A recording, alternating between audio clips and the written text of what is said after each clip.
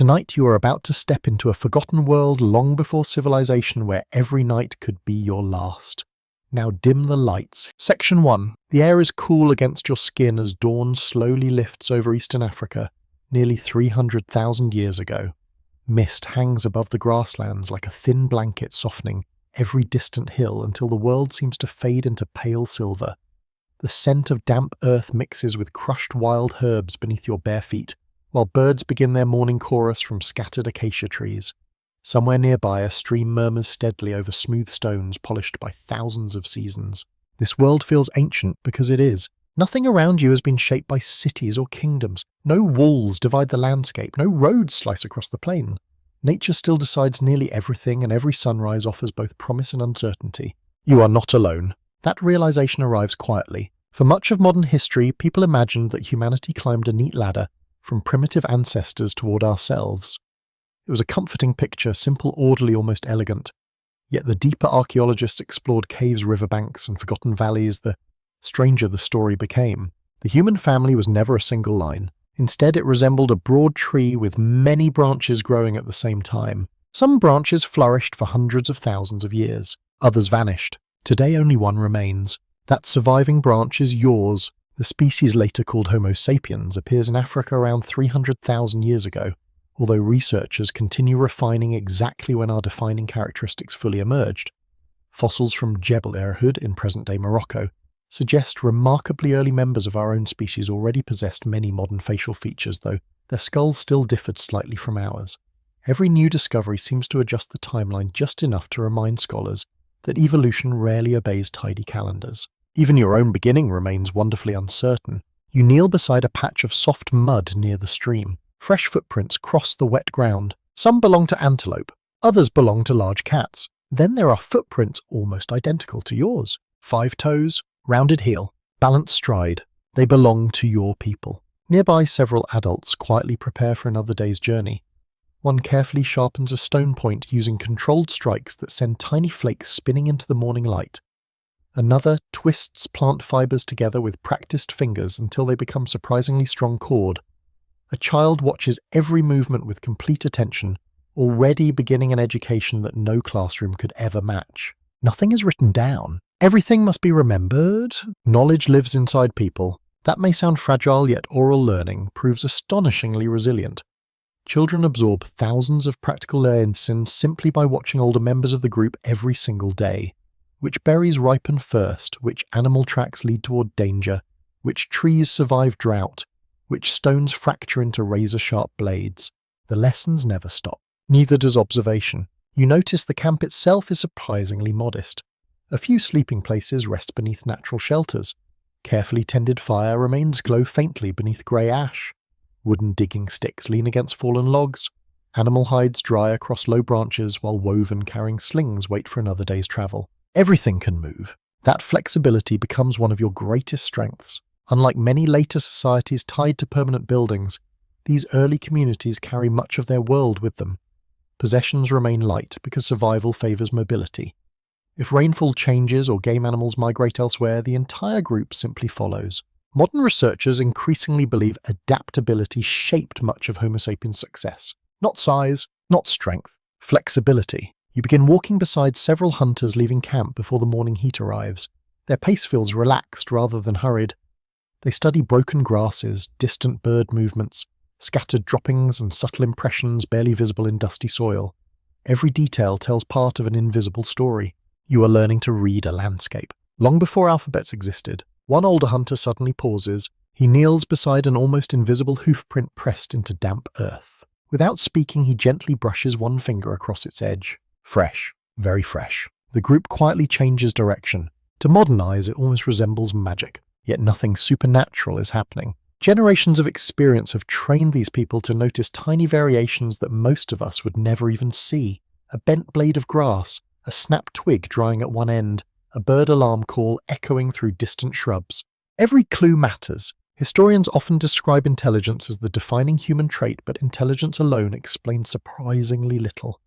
Ravens solve puzzles, dolphins communicate, chimpanzees fashion simple tools. Your ancestors possessed something slightly different: shared intelligence, knowledge accumulated across generations. One individual discovers something useful. Everyone benefits. Eventually someone improves it again. The process never truly ends. You stop beneath a broad acacia whose branches cast scattered patches of shade across warm earth. Several women and children arrive carrying woven gathering bags made from flexible plant fibers. They begin collecting edible roots using polished digging sticks hardened in fire. The work appears gentle. It is anything but easy.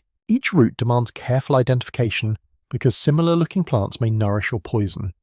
Children learn these differences gradually through countless small lessons, often beginning with touch, smell and observation before ever tasting unfamiliar foods. Mistakes carry consequences, usually remembered for generations. One fascinating possibility still debated among archaeologists concerns the role of grandmothers within early Homo sapiens communities.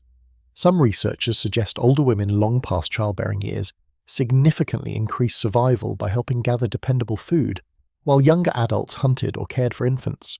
Others believe evidence remains too limited for firm conclusions. Like many ancient questions, certainty stays just beyond reach. Still, the idea carries quiet charm. Experience itself becomes nourishment. As afternoon approaches, sunlight pours across open grasslands, warming smooth stones beneath your feet.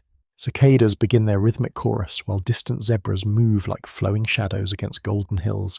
The smell of sun-dried grass fills the air. Everything feels peaceful. Mostly, hidden dangers remain everywhere. Lions rest beneath nearby trees. Hyenas patrol enormous territories. Leopards watch silently from branches overhead. Even snakes disappear almost perfectly among dry leaves. Survival depends less on fear than awareness. You notice nobody travels completely alone. Even simple gathering expeditions involve cooperation. Someone always watches. Someone always listens. That habit may have saved countless lives. One curious fringe theory occasionally suggested that early Homo sapiens possessed dramatically superior intelligence compared with every other human species from the very beginning. Today, however, most researchers reject such simple explanations. Archaeological discoveries increasingly reveal Neanderthals, Denisovans, and other ancient relatives demonstrating sophisticated behaviors of their own. Intelligence existed across multiple branches of humanity. The differences were likely far subtler, perhaps even frustratingly ordinary. Better cooperation, greater flexibility, wider social connection. Small advantages repeated over thousands of generations eventually become enormous. Evolution often whispers, it rarely shouts. Evening slowly returns. Golden sunlight softens into amber, then deep orange. Smoke rises gently from fresh campfires carrying the comforting scent of roasting roots and slow-cooked meat. Laughter drifts between families as children imitate birds, chase insects, and proudly display unusually shaped stones collected throughout the day. Someone begins humming. No words, only melody. Music probably entered human life long before writing ever did. Simple rhythms may have strengthened social bonds, soothed frightened children, coordinated work, or simply made long evenings more pleasant after exhausting days. No one can know exactly, but it feels deeply human. As darkness settles across the African landscape, stars appear one by one, until the entire sky glows with astonishing clarity untouched by artificial light. You lie beside the fading fire while warm earth radiates the day's remaining heat beneath your back. Around you breathing slows. Conversations fade. Beyond the camp, unseen animals begin their nightly routines. You have entered a world shared by many kinds of humans. You simply do not know it yet. Somewhere far beyond this quiet valley, other members of your ancient family are also watching these same stars. Their stories will soon become your own. Section 2. Morning returns gently rather than suddenly. The eastern sky brightens from deep violet to soft gold while cool air drifts across the valley, carrying the scent of damp soil, flowering shrubs, and yesterday's fading campfire. Dew clings to tall grasses, soaking your ankles with every careful step. Tiny birds chatter endlessly from thorn trees, sounding far more energetic than anyone should at this hour. You stretch beside the dying embers. The fire has survived another night. So have you. That simple success deserves quiet appreciation. Your companions begin another familiar rhythm. Someone feeds dry branches into the glowing coals until thin ribbons of smoke curl upward. Others gather water in hollowed gourds before the sun grows warm. Children rub sleep from their eyes while older family members quietly inspect stone tools left beside sleeping places. Everything has its place. Nothing is wasted. As you watch the camp awaken, it becomes clear that your people belong completely to this African landscape. The hills, rivers, and scattered forests are not obstacles waiting to be conquered. They are trusted companions, each remembered through countless seasons. Every rocky ridge offers shelter during sudden storms. Every bend in the river has its own personality. Even individual trees become familiar landmarks passed from one generation to the next. Home looks very different here. It is not built. It is remembered. The Africa surrounding you is far from empty. During this long stretch of prehistory, enormous elephants wander wooded valleys. Hippopotamuses crowd slow-moving rivers. Towering giraffes browse acacia leaves while antelope cross open plains in graceful herds that seem almost endless. Predators follow closely behind. Lions rest beneath scattered trees. Spotted hyenas patrol patiently. Leopards remain almost invisible. You quickly understand why every adult scans the horizon without even thinking about it. Awareness has become as natural as breathing. Your eyes never stop moving, yet your body remains calm. Constant attention does not create panic. Instead, it creates confidence. You know your world. That knowledge matters. Modern archaeologists often describe early Homo sapiens as remarkably adaptable generalists. Unlike animals, highly specialized for one environment, your ancestors proved comfortable in forests, grasslands, lake shores, rocky highlands, and coastal regions. They changed their habits rather than waiting for the world to change first. It is an ordinary habit. It becomes an extraordinary advantage. A small group prepares to leave camp. You join them. Today's journey follows a winding stream that disappears between low cliffs. Along the way, everyone notices details that seem almost invisible to you. A cluster of fresh mushrooms pushes through damp soil beneath fallen wood. Edible berries hang among thorny bushes still cool from the night air. Tiny insects gather around flowering plants, quietly announcing that honey may be hidden somewhere nearby. Nothing is collected carelessly. Every plant deserves inspection. Many modern people imagine prehistoric diets as endless meat and dramatic hunts. The reality appears much calmer.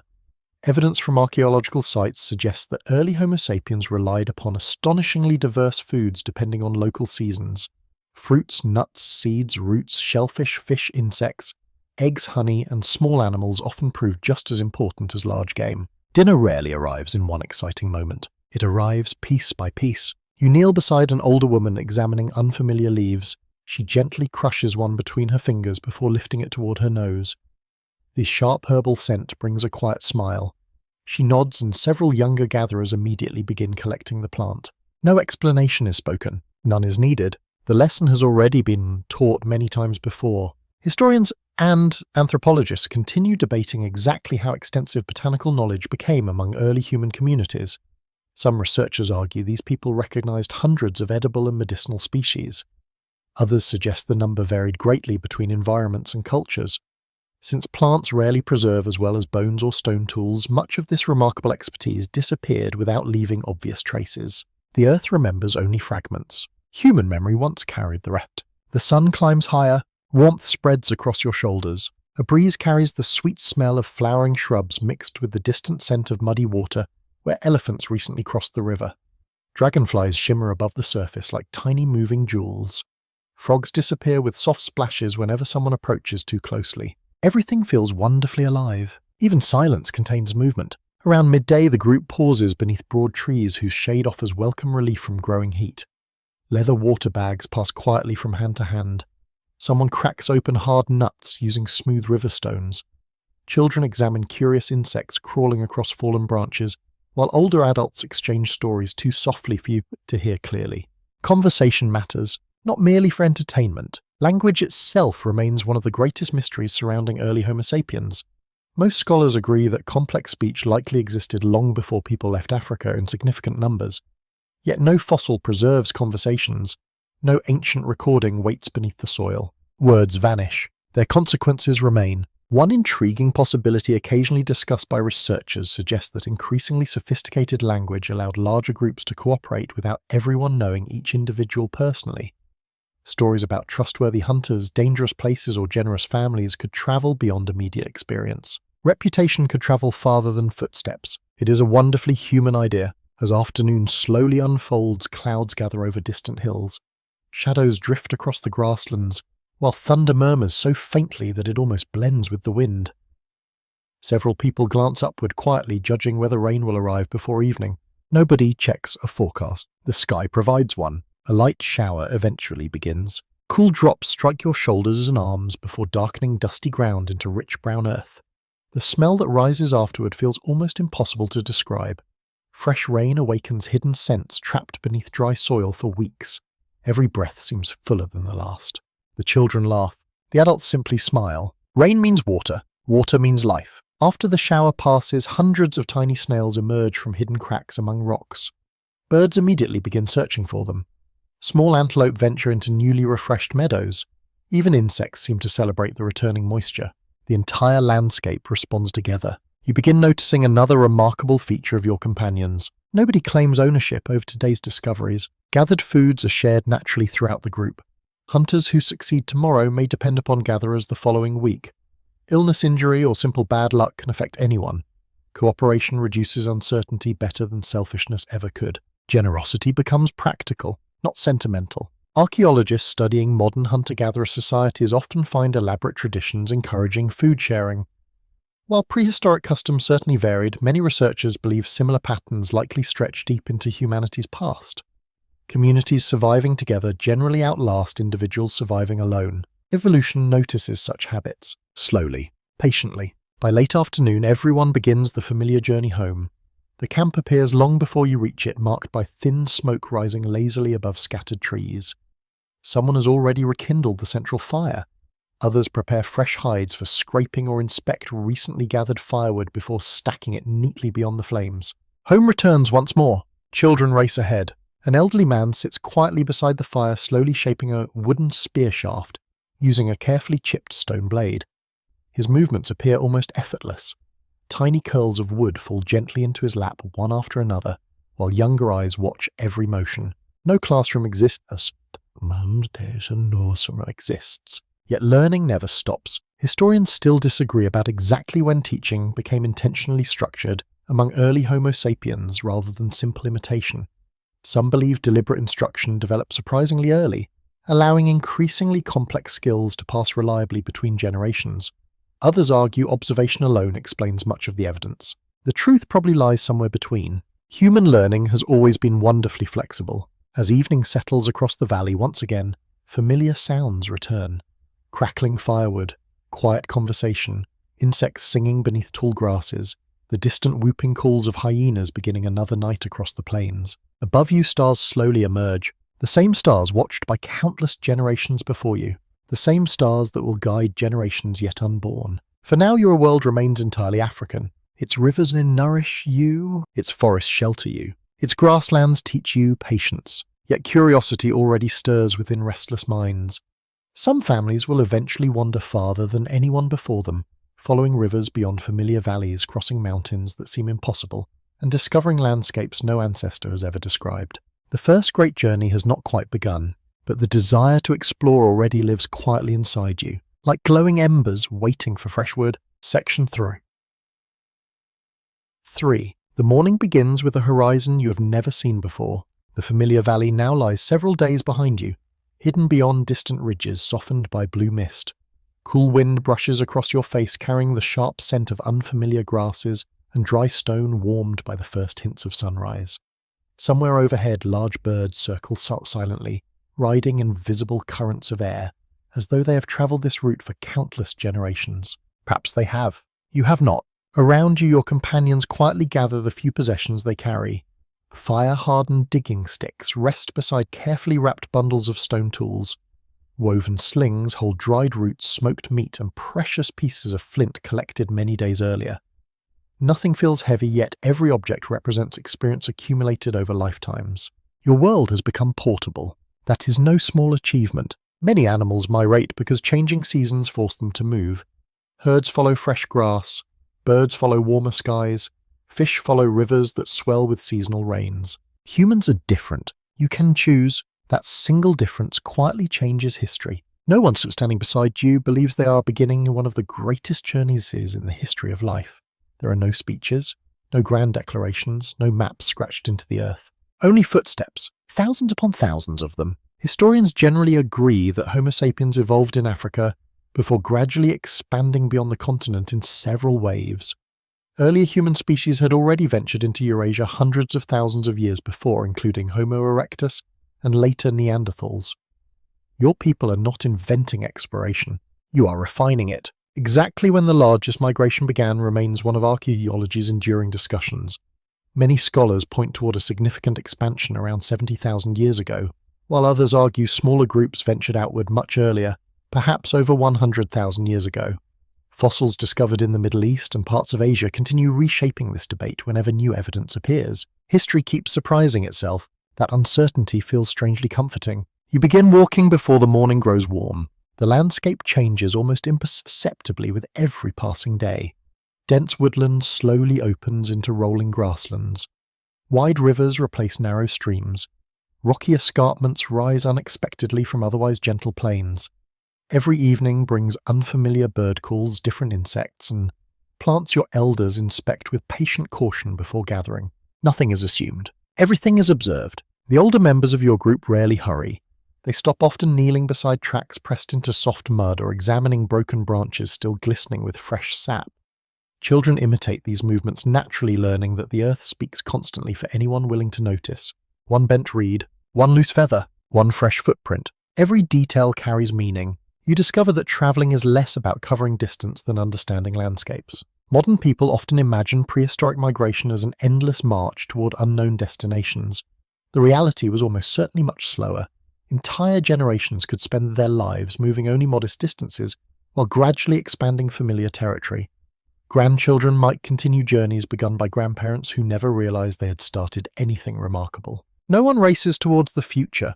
The future quietly arrives. As the sun climbs higher, heat shimmers above pale stones scattered across open ground. Lizards dart between cracks before disappearing entirely.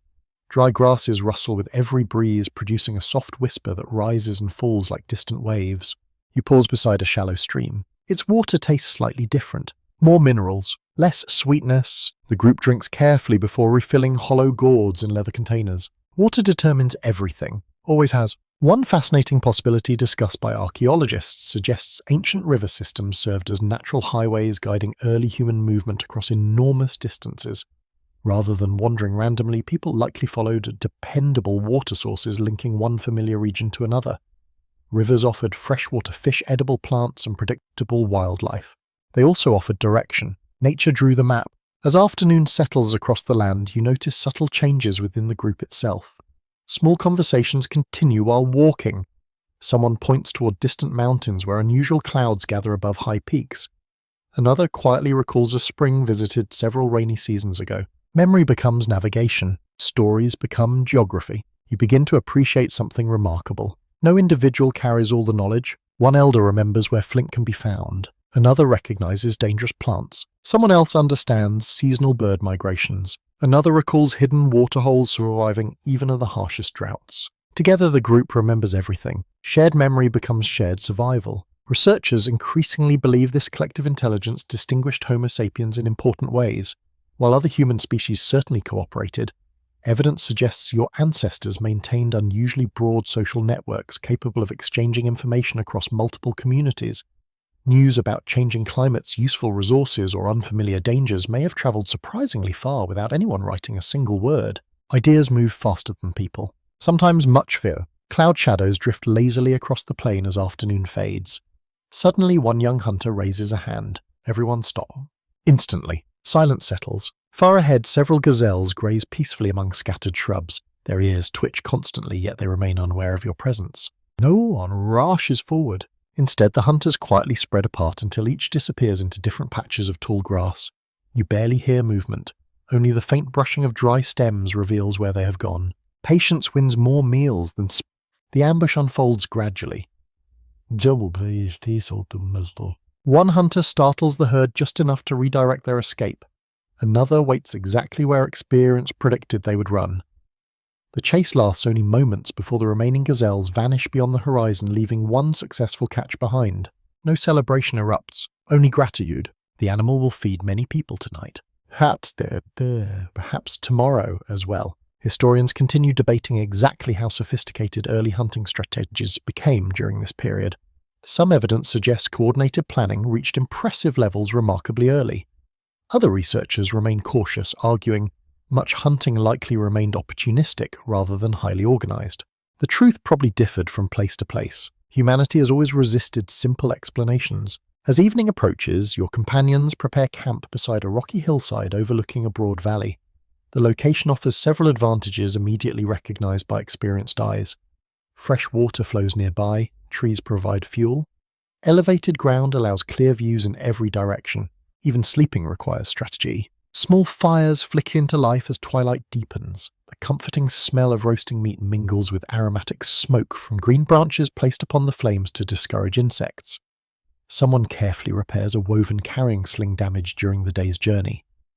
Nearby children experiment with tiny stones, happily pretending to shape tools exactly like the adults. Practice begins early, very early. The stars appear unusually bright. Tears bright tonight. Without villages or cities, darkness feels almost complete except for your small circle of firelight. The Milky Way stretches overhead with astonishing clarity so brilliant that it almost seems capable of casting shadows across the ground. Many ancient cultures later created stories explaining these stars. What stories exist now? No one truly knows. Some anthropologists wonder whether constellations already guided seasonal movement long before agriculture appeared. Others believe practical navigation by stars developed much later. Since spoken traditions leave almost no archaeological traces, certainty remains impossible. The night keeps its secrets. Perhaps that is fitting. A cool breeze flows down from distant hills, carrying scents unlike those of your childhood home. Strange flowers bloom somewhere beyond the darkness. Different animals call across unfamiliar valleys. Even the insects produce rhythms you have never heard before. The world is becoming larger. Not because it changed, because you did. As you lie beside the fading fire, warm earth presses gently beneath your shoulders. The crackling embers release the comforting smell of wood smoke while nearby breathing settles into slow, peaceful rhythms.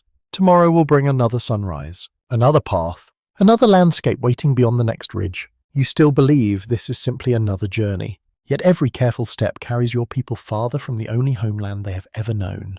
Beyond deserts, beyond mountains, beyond seas not yet imagined, and somewhere ahead, hidden beyond countless horizons, other kinds of humans are living lives just as ordinary as yours. Very soon your paths will cross. Section 4. Morning arrives beneath a sky unlike any you remember from childhood. The air feels cooler here, carrying the scent of pine resin, damp stone, and distant snow lingering upon mountains far beyond the horizon. Thin mist curls between scattered trees, while pale sunlight filters softly through branches that seem taller than those growing across the African grasslands. Somewhere nearby, a woodpecker taps steadily against old bark, creating a rhythm that echoes through the quiet forest. Everything feels unfamiliar, yet strangely welcoming. Your small band has wandered farther than generations before you could have imagined. Rivers have led you across broad valleys. Coastlines have stretched endlessly beside your path. Hills have risen into mountains before slowly giving way to forests unlike anything your oldest storytellers ever described. The world continues expanding, one careful journey at a time. Life settles into its familiar rhythm even here. Someone stirs the morning fire until orange embers glow beneath grey ash. Others inspect stone blades dulled by the weeks of constant use.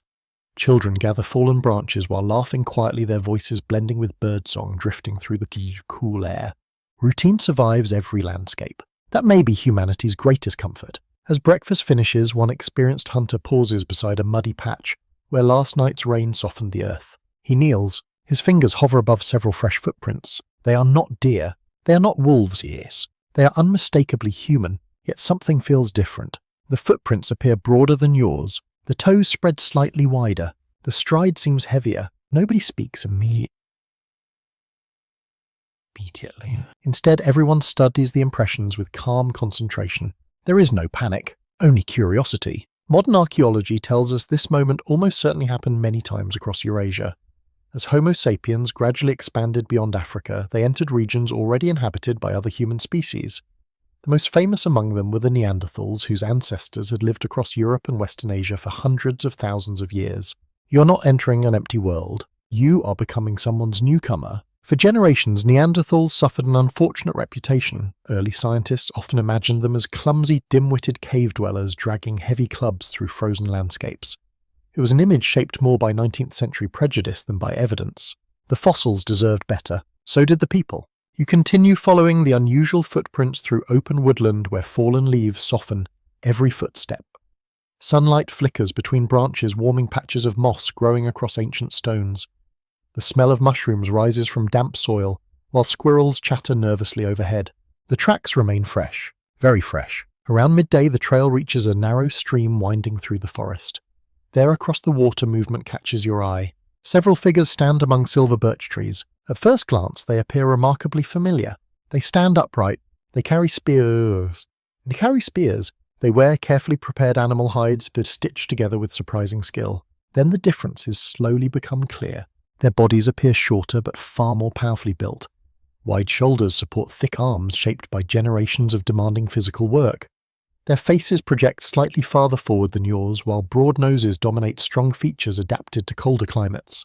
Their brows cast deep shadows over the watchful eyes, yet those eyes look back with unmistakable intelligence. You're looking at Neanderthals, not monsters, not animals, people. Silence settles between both groups. The stream murmurs quietly over smooth stones, becoming the only sound for several long moments.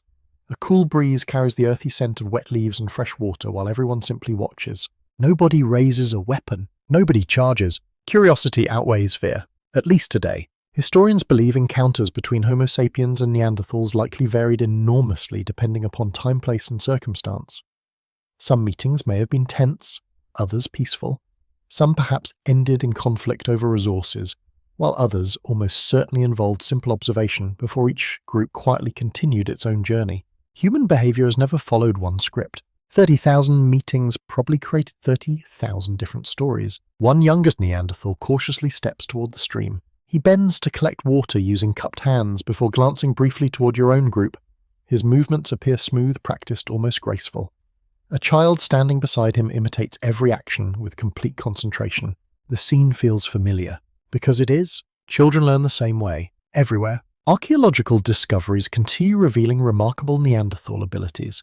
They manufactured sophisticated stone tools, controlled fire with confidence, hunted large animals, cooperatively cared for injured companions, and intentionally buried some of their dead.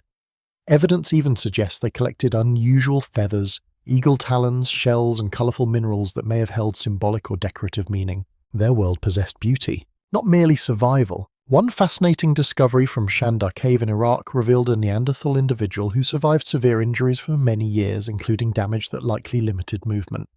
Such survival almost certainly required long-term care from companions. Compassion leaves quiet footprints, even when bones are all that remain. The afternoon passes peacefully. Eventually both groups drift away from the stream without exchanging obvious greetings. Perhaps each prefers caution. Perhaps neither wishes to risk misunderstanding through unfamiliar gestures or sounds. Distance becomes courtesy. For now, as you continue traveling, questions quietly occupy your thoughts. Do they speak? Almost certainly. What language do they use? No one alive today can answer. Scientists generally agree Neanderthals possessed anatomical features suggesting complex vocal abilities. They carried a version of the FOXP2 gene associated with speech in modern humans, and the structure of their ears appears well suited for hearing frequencies used in spoken communication. Yet language leaves no fossils. Its melodies disappeared long ago. Some scholars propose Neanderthal speech differed only modestly from yours. Others believe pronunciation or complexity may have varied significantly. Without recordings, certainty remains forever beyond reach. The silence of prehistory protects its mysteries. Late afternoon sunlight paints the forest in warm shades of amber. Your companions stop beside a rocky shelter overlooking a winding valley. As camp slowly takes shape, someone begins preparing food gathered throughout the day, while another repairs a cracked spear shaft using heated resin and carefully wrapped fibers. Work unfolds quietly. Everyone contributes. Nearby, one elder studies a beautifully crafted stone point collected years earlier through trade or chance. Its shape differs noticeably from tools your own people usually make. Perhaps it belonged to Neanderthals. Perhaps not. Stone remembers little about its owner, only skilled hands. Modern researchers increasingly recognize that ideas sometimes traveled between different human groups just as genes eventually did. Certain tool-making techniques appear to spread across regions occupied by multiple species, although exactly how this happened remains actively debated.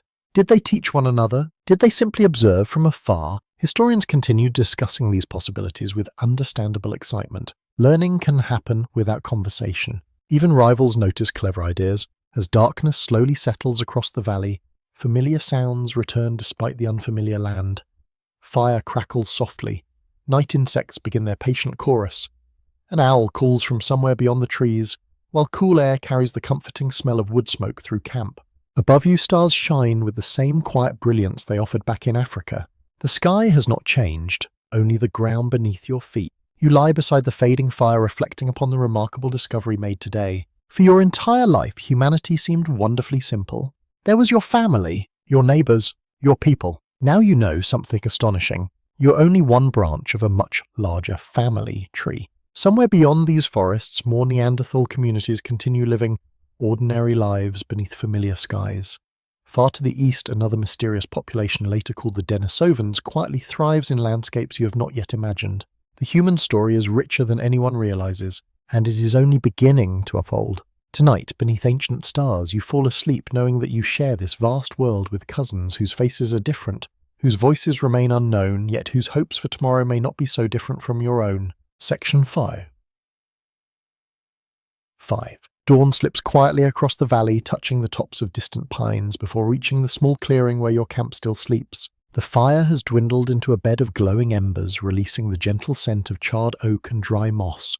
Cool morning air settles against your skin while beads of dew cling to every blade of grass surrounding the camp. Somewhere beyond the trees, a raven calls once then again, its voice echoing through the stillness before disappearing into the forest. Nothing feels hurried. The world has learned patience. You rise with the others, stretching stiff muscles after another night beneath open skies. Someone quietly adds fresh branches to the fire. Thin smoke spirals upward, catching pale sunlight filtering through the canopy. Nearby children chase one another around fallen logs until a grandmother gently reminds them to stay within sight of the camp. The day begins, just as yesterday did. Yet something has changed inside you. Yesterday, you discovered that another kind of human shares this landscape. Today, that knowledge lingers with every step, every broken branch, every footprint pressed into soft earth. You no longer travel through an empty wilderness. You travel through someone else's homeland as well. Modern archaeology paints a picture that is far more peaceful than many older stories once imagined. Rather than a single dramatic struggle between Homo sapiens and Neanderthals, the evidence increasingly suggests thousands of years of overlap. In parts of Europe and Western Asia, both groups occupied neighbouring regions for remarkably long periods. Not weeks, not decades, thousands of years. That length of time changes everything. No society spends countless generations constantly fighting every neighbour. Resources must be gathered. Children must be raised. Seasons continue changing regardless of rivalry. Daily life has a remarkable ability to interrupt grand conflicts. Reality tends to be practical. You walk beside a narrow river whose surface reflects drifting clouds with almost perfect clarity. Fish flash beneath smooth stones before vanishing into deeper pools. The cool water carries the clean scent of melting snow from mountains lying far beyond the horizon. One of your companions suddenly kneels. Fresh footprints. Again. This time they belong to several individuals. Adults. Children. Perhaps an older person walking with a slightly uneven stride. The tracks follow the river for some distance before turning toward a rocky hillside covered in scattered juniper trees. Nobody follows. Nobody retreats. Instead, everyone simply notes their direction before continuing along another route. Distance becomes an unspoken agreement. The forest is large enough for both groups today. Historians still debate how often such quiet avoidance occurred. Some researchers believe neighbouring communities naturally maintained respectful distances while exploiting different hunting grounds. Others argue territories likely shifted constantly, depending upon animal migrations, weather, and population size. There was probably no universal rule, only countless local decisions. As morning unfolds, you begin gathering edible plants among patches of filtered sunlight. Several women carefully loosen roots from soft soil using fire-hardened digging sticks. Children collect berries after older hands inspect every bush first. A young boy reaches eagerly toward a bright cluster of unfamiliar fruit before his mother gently shakes her head. He withdraws immediately. Some lessons require no words. Nearby bees drift lazily between tiny white flowers. Their steady humming fills the warm air. You notice something unexpected resting beside a narrow game trail. A carefully shaped stone skewer. It is not yours. Its edges have been worn smooth through repeated use before finally breaking. Whoever carried it simply left it where it could no longer serve its purpose. You pick it up. The craftsmanship feels familiar, yet slightly different. The grip is broader, the edge thicker. It almost certainly belonged to Neanderthals. You quietly place it back upon the ground. Some objects deserve to remain where history left them. One fascinating possibility occasionally discussed by archaeologists is that different human groups may have recognized each other's tool styles almost as easily as modern people recognize handwriting. Tiny differences in shaping techniques often reveal generations of learned tradition. Stone carries culture, even without words. By midday, the forest grows pleasantly warm. Sunlight dances across leaves stirred by a gentle breeze carrying the scent of pine needles, wild thyme, and damp bark. Wood pigeons flutter overhead while distant deer step cautiously between patches of shade. Life continues peacefully. For everyone. Modern studies increasingly reveal that Neanderthals and Homo sapiens sometimes occupied the very same caves, but not necessarily at the same time. Layers of archaeological deposits occasionally show one species using a shelter before the other arrived months, years, or even centuries later. It was almost like sharing a cabin. Across generations, you arrive at a limestone overhang offering welcome shade from the afternoon sun. The shelter bears subtle signs of earlier visitors. Old charcoal, fragments of cracked bone, a few discarded stone flakes. No one knows exactly who rested here. Perhaps your own people, perhaps Neanderthals, perhaps both. Separated only by time, you imagine another family sitting exactly where you now rest. Children laughing beside the same fire, hunters repairing the same kind of spear, elders gazing toward the identical valley while wondering what tomorrow might bring. The thought feels comforting. History often feels closer than expected. Scholars continue discussing whether Homo sapiens and Neanderthals exchanged practical knowledge during periods of coexistence. Similar hunting methods, tool designs, and raw material choices appear across overlapping regions, although determining whether ideas spread through observation, direct teaching, or independent invention remains difficult. Human creativity often arrives in parallel, especially when facing similar challenges. A curious fringe idea once suggested Neanderthals disappeared almost overnight after Homo sapiens entered Europe. The archaeological record no longer supports such a simple narrative. Instead, evidence points toward a slow process unfolding over thousands of years, varying dramatically from one region to another. History prefers complexity. Even when stories prefer heroes, clouds drift lazily across the afternoon sky, briefly cooling the forest before sunlight returns once more. As your group resumes walking, fresh animal tracks begin appearing everywhere. Red deer, wild horses, large bison. Life is abundant. That abundance may explain much. Many researchers believe population density remained surprisingly low throughout much of this period. Vast landscapes separated small communities, making encounters relatively uncommon despite sharing the same continent. You could walk for days, perhaps weeks, without meeting another person, then suddenly discover strangers around the next bend. As evening approaches, the familiar smell of wood smoke reaches your senses before the camp comes fully into view. Several hunters returned earlier carrying a young deer.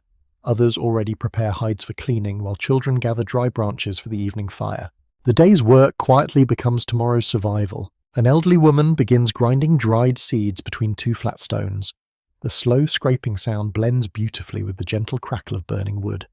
Nearby, someone carefully stitches torn animal hide using a bone needle so fine it almost resembles polished ivory. Such delicate work surprises many modern visitors to prehistory. It should not. Precision has always been human. As twilight deepens, conversation grows livelier around the fire. You cannot understand every word, yet shared laughter needs no translation. Someone imitates an awkward bird, another exaggerates a hunting mishap from earlier in the week. Children burst into delighted giggles while even the oldest adults struggle to hide quiet smiles. Humor survives every age. Perhaps it always has. Historians cannot prove whether Homo sapiens and Neanderthals ever laughed together around a shared fire. The evidence simply does not exist, yet neither can anyone prove they never did. Some mysteries deserve gentle imagination. Above the camp, stars gradually fill the darkening sky while cool night air carries the earthy scent of moss smoke and distant rain. Beyond the trees, somewhere hidden within the vast forest, another fire may also be glowing. Another family may also be eating. Another child may also be listening to bedtime stories, only a few valleys away, separated by culture, connected by humanity. You close your eyes beside the fading embers, beginning to understand that the ancient world was never divided into simple heroes and rivals. It was filled with neighbors, some familiar, some different, all trying to survive another peaceful night beneath the same endless sky. Section 6. The night rain has finally passed. Morning sunlight glitters across countless droplets clinging to leaves, turning the forest into something that almost resembles a hall of tiny stars. The air feels wonderfully clean, carrying the scent of wet earth, fresh pine and damp moss, warming beneath the first gentle rays of daylight. Water trickles steadily from rocky ledges into small pools where birds gather to drink before disappearing into the trees once more. The world feels washed clean. Even your footsteps sound softer. Your companions stir quietly around the fire. Someone gently blows across yesterday's embers until orange light returns beneath a blanket of grey ash. Another slices strips of smoked meat with a carefully shaped flint blade, while children eagerly gather fallen branches left by the storm. The forest seems calmer today, perhaps because every living creature spent the night listening to rain. As breakfast comes to an end, an older hunter notices something unusual near the edge of camp. Not footprints, not broken branches, a necklace. It hangs from a low shrub where it must have caught during someone's journey through the forest. Small animal teeth alternate with carefully drilled shells all threaded onto remarkably strong cord made from twisted plant fibers. Nobody in your group recognizes it. The craftsmanship differs from your own. The shells came from a distant coastline hundreds of kilometers away. The necklace almost certainly belonged to someone else. Perhaps Neanderthals, perhaps another traveling community of Homo Sapiens. Either possibility raises quiet questions. Who lost it? Did they notice? Would they ever return searching? One younger member reaches toward the ornament before the eldest woman gently places a hand upon his shoulder. Leave it. So he does. Some possessions deserve the chance to find their owners. Modern archaeology increasingly reveals that ornaments held surprising importance throughout prehistory. Shelby's animal teeth carved bone pendants, polished stones and colourful minerals appear at archaeological sites across Africa and Eurasia. Such objects served little practical purpose for survival, yet people devoted remarkable time and skill to creating them. Beauty mattered, even during the difficult times. For many years, scholars believed symbolic ornaments belonged exclusively to Homo sapiens. That assumption slowly weakened as new discoveries accumulated. Eagle talons bearing signs of deliberate modification appeared at several Neanderthal sites. Carefully selected feathers from large birds suggest decorative use. Pigments such as red ochre appear associated with both groups in different regions. The picture became richer and more interesting. You spend the morning following a broad valley where flowering plants blanket open meadows with gentle patches of purple, yellow and white. Butterflies drift lazily above blossoms while bees hum from flower to flower with unwavering determination. Warm sunlight settles comfortably upon your shoulders, replacing yesterday's cool dampness. The earth smells wonderfully alive. Every season carries its own perfume. Around midday, the group pauses beside a limestone cliff where shallow caves overlook the valley below. The shelter offers welcome shade, cool air, and an excellent view of surrounding forests. Someone notices faint traces of old fires blackening part of the ceiling. Others lived here, long before today. A few scattered stone flakes lie half buried beneath loose soil. Several broken animal bones remain tucked into cracks where scavengers never reached them. No one can immediately tell who occupied this place. The clues remain wonderfully ambiguous. Historians often remind us that archaeology resembles assembling an enormous puzzle after most pieces have disappeared forever. Every layer of soil contains fragments rather than complete stories. One cave may preserve a handful of tools, several animal bones, and traces of ancient fires, leaving researchers to carefully reconstruct entire lives from remarkably little evidence. It requires patience, and humility. While others prepare food, you wander deeper into the shelter. Sunlight fades gradually behind you. The cool stone walls feel pleasantly smooth beneath your fingertips. Water drips steadily somewhere beyond sight, echoing softly through the darkness. The cave smells faintly of damp limestone mixed with old smoke lingering from fires burned thousands of seasons apart. You notice something unexpected. A small patch of red pigment stains one section of the wall. Not a painting, simply colour. Someone once carried ochre here. Red ochre fascinates archaeologists because it appears repeatedly throughout human prehistory. Homo sapiens certainly used it for body decoration, burials, hide processing, and perhaps symbolic purposes. Evidence increasingly suggests Neanderthals also collected and applied mineral pigments, although historians continue discussing exactly how widespread such practices became. Colour carries meaning, even when meaning disappears. Outside children discover several unusually shaped stones sparkling beneath fresh rainwater. They proudly carry them back toward the adults, who examine each one with approving smiles, before explaining which stones will produce sharp blades and which will simply crack apart. Learning never pauses, not even during play. As afternoon unfolds, distant movement catches everyone's attention. Across the valley, perhaps 200 meters away, another small group emerges between scattered trees. Neanderthals. There are 6 of them. 2 children, 3 adults. One elderly woman walking carefully with the help of a wooden staff polished smooth through years of use. Neither group approaches. Instead, everyone quietly continues their own work while remaining aware of one another. The distance feels respectful, almost neighbourly. One Neanderthal man kneels beside a fallen tree searching beneath loose bark. After several moments, he stands holding something carefully in both hands before showing it to a nearby child.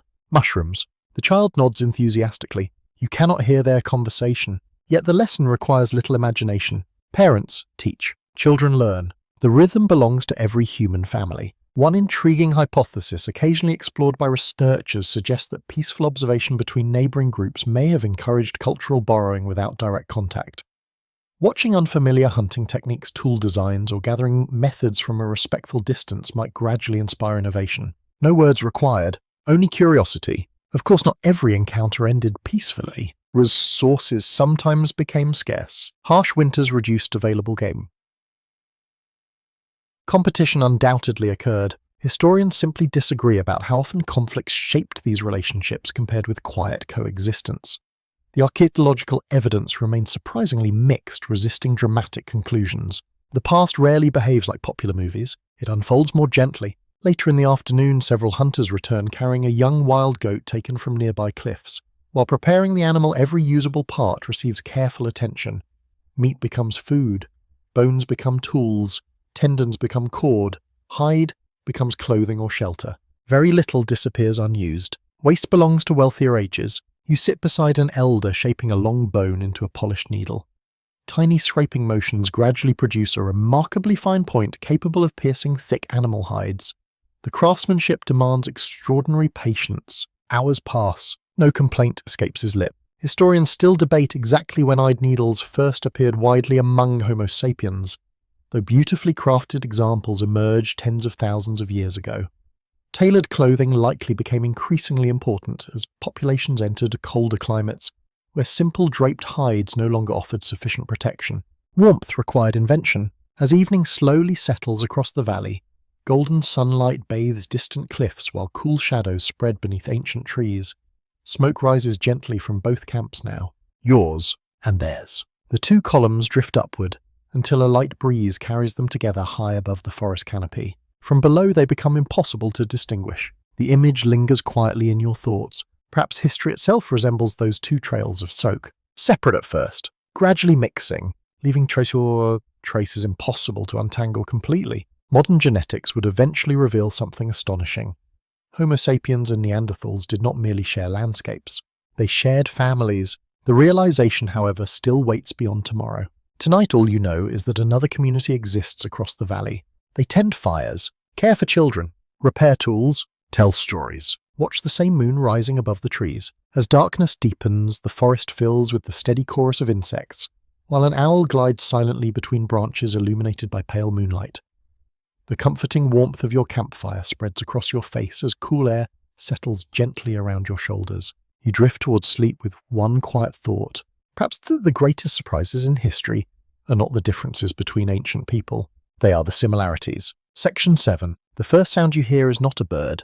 It is laughter. Soft, brief, and quickly followed by the familiar crackle of morning firewood as someone accidentally drops a bundle of dry branches onto the glowing coals. Tiny sparks dance upward before disappearing into the cool dawn air. The forest still carries the fresh scent of dew and damp leaves, while a light breeze stirs the tops of towering pines with a whisper so gentle it almost resembles distant waves rolling onto an unseen shore. Another peaceful morning begins, at least for now. You sit beside the fire watching breakfast take shape. Someone stirs a mixture of crushed roots and roasted seeds inside a shallow stone bowl. Another carefully slices smoked meat into smaller portions so everyone receives a fair share. Nearby, two children proudly compare smooth pebbles collected beside yesterday's stream, each convinced they have discovered the more beautiful treasure. No one seems in a hurry. The rhythm feels almost timeless. As sunlight slowly reaches the valley floor, your companions begin preparing for another day's journey. Spears are inspected, leather-carrying slings are tightened, stone blades receive a few careful strikes to restore sharp cutting edges. Then something unexpected happens. A young woman approaches one of the oldest hunters carrying a child no more than 4 years old. She kneels. The child sits quietly beside the elder. Without speaking, the old hunter begins shaping a small piece of flint. Not a real spear point, Not an important tool, a lesson. His hands move slowly enough for tiny eyes to follow every strike. Each tap removes another delicate flake, revealing the hidden shape waiting inside the stone. The child watches without blinking. Knowledge is changing hands, one generation at a time. Modern archaeologists increasingly believe that teaching, rather than simple imitation alone, became one of Homo sapiens' greatest strengths. Creating advanced stone tools often requires dozens of precise steps performed in the correct order. Observation helps, but careful demonstration dramatically improves learning. Skill becomes inheritance. Without a single written word, you continue walking through open woodland where shafts of sunlight filter between branches, warming patches of moss and fallen leaves. The scent of crushed sage rises beneath your feet while squirrels dart playfully across old tree trunks. Everything feels comfortably familiar, until you notice smoke. Not from your camp. Another fire burns somewhere beyond the next ridge. The wind carries its faint scent through the trees long before you see anyone. Nobody reacts with sorrow. Instead, the oldest woman quietly smiles. She has smelled that smoke before. Not today. Years ago. Your group climbs a gentle hillside overlooking a broad meadow. Across the open grass stand several Neanderthal families, perhaps 20 individuals altogether. Adults repair hunting spears while children chase one another around scattered boulders. An elderly man patiently scrapes an animal hide stretched across a wooden frame. Two women sort bundles of gathered plants into neat piles beside their fire. The distance between your groups remains comfortable, neither too close, nor too far. For several long moments, everyone simply continues working. The valley itself feels strangely peaceful. Two different human species, one shared morning. This quiet scene reminds modern historians that coexistence often looked remarkably ordinary. Dramatic confrontations make memorable stories, but thousands of peaceful days leave fewer obvious traces. Archaeological sites rarely preserve moments when neighboring communities simply noticed one another before continuing daily life. Ordinary history disappears fastest, yet it shaped everything. One young boy from your group wanders slightly ahead before stopping at the edge of the meadow. Across the open grass, a Neanderthal child of similar age pauses as well. The two simply stare. Neither smiles, neither frowns. Curiosity fills the silence. For several seconds, they study one another exactly as children often do. Then each notices something on the ground. The Homo sapiens child lifts an unusually round pebble. The Neanderthal child proudly holds up a feather with striking black and white markings. Each examines the other's discovery from a distance. Neither crosses the meadow, yet somehow the moment feels friendly. Children often discover common ground before adults do. No historian witnessed scenes like this. No fossil records such encounters. Yet moments of quiet curiosity almost certainly unfolded countless times wherever ancient communities shared the same landscapes. The wind carries laughter from both camps. As midday approaches, your own group settles beneath scattered oak trees beside a clear stream. Water glides smoothly over rounded stones, producing a soothing sound that blends with insects humming among flowering plants. Someone begins repairing a woven carrying net, while others prepare a simple meal. Conversation flows gently. Stories accompany every task. You notice something remarkable. Older adults speak far more than younger ones, not because they work less, because they remember more. One elder describes a river crossed many rainy seasons earlier, where enormous fish filled the water each spring. Another recalls a mountain pass dangerous after heavy snowfall. A grandmother laughs while describing a mischievous monkey that once stole half the group's dried fruit before proudly sitting nearby to eat every piece. The children laugh immediately. The adults laugh harder. The story has probably been told dozens of times, perhaps hundreds, yet nobody seems tired of hearing it. Modern researchers increasingly suspect storytelling represented one of Homo sapiens' greatest evolutionary advantages. Stories preserve practical knowledge far more effectively than isolated facts. A tale about a foolish hunter drinking from the wrong pool becomes an unforgettable lesson about dangerous water. Memory enjoys narrative. Facts alone fade quickly. Historians still debate exactly when storytelling evolved into the rich tradition familiar today. Spoken language leaves almost no archaeological evidence. Ancient voices vanished the moment they were spoken. Only their consequences remain. One fascinating possibility suggests stories allowed Homo sapiens to maintain cooperation among increasingly large social groups. People who never personally met could still trust one another through shared histories, traditions, and remembered ancestors. A story travels farther than footsteps. Much farther. The afternoon grows pleasantly warm. Butterflies drift lazily above wildflowers, while dragonflies skim across the stream, their delicate wings flashing silver beneath bright sunlight. Somewhere high above, an eagle circles patiently, casting a moving shadow over the valley below. Life continues quietly. Then a small surprise arrives. One of your hunters notices fresh footprints leading toward the stream. Human, not yours. He follows them only a short distance before stopping. Resting upon a flat stone sits a bundle of fresh berries. Beside it lies a polished antler tine useful for shaping stone tools. No one witnessed who placed them there. No one knows why. Perhaps another Homo sapiens band passed through. Perhaps Neanderthals left them unintentionally. Or perhaps the objects were deliberately offered. Historians occasionally explore the possibility that neighbouring communities exchanged useful items either directly or through simple deposits left at familiar meeting places. The evidence remains limited and heavily debated. Some archaeologists find the idea plausible, while others urge caution because natural movement of objects can create misleading impressions. The truth remains beautifully uncertain. You leave the bundle untouched. Sometimes mystery deserves respect. As evening slowly approaches, golden light spreads across the meadow where both camps remain visible. The Neanderthals prepare their evening fire. So do you. Smoke rises gently into calm air. Children grow quieter. Adults finish the final tasks of the day. From somewhere across the valley comes the unmistakable sound of singing. The melody differs from those you know. Its rhythm rises and falls in unfamiliar patterns. You cannot understand the words. If there are words, yet the emotion needs no translation. Someone is comforting a child, or perhaps celebrating a successful hunt, or remembering someone no longer present. Music hides many meanings. Your own group eventually answers with songs of its own. The two melodies drift together above the valley, crossing the open space between camps without permission or invitation. No border stops music. Not then, not now. You lie beside the evening fire, watching stars gradually appear above darkening trees. The warmth of glowing embers reaches your face while cool night air settles softly across the rest of your body. Wood smoke carries the familiar scent of home, even though home itself now lies hundreds of kilometers behind you. Perhaps that is the quiet power of stories. And songs, you carry them wherever you travel. Long after rivers change, long after forests disappear, long after footsteps fade from the earth, tomorrow another discovery awaits. One that will reveal your connection to these neighbouring humans is far deeper than shared valleys or distant songs. It lives inside your blood, though no one yet realises it. Section 8. The valley wakes beneath a blanket of silver mist. For a little while, the world seems suspended between night and morning.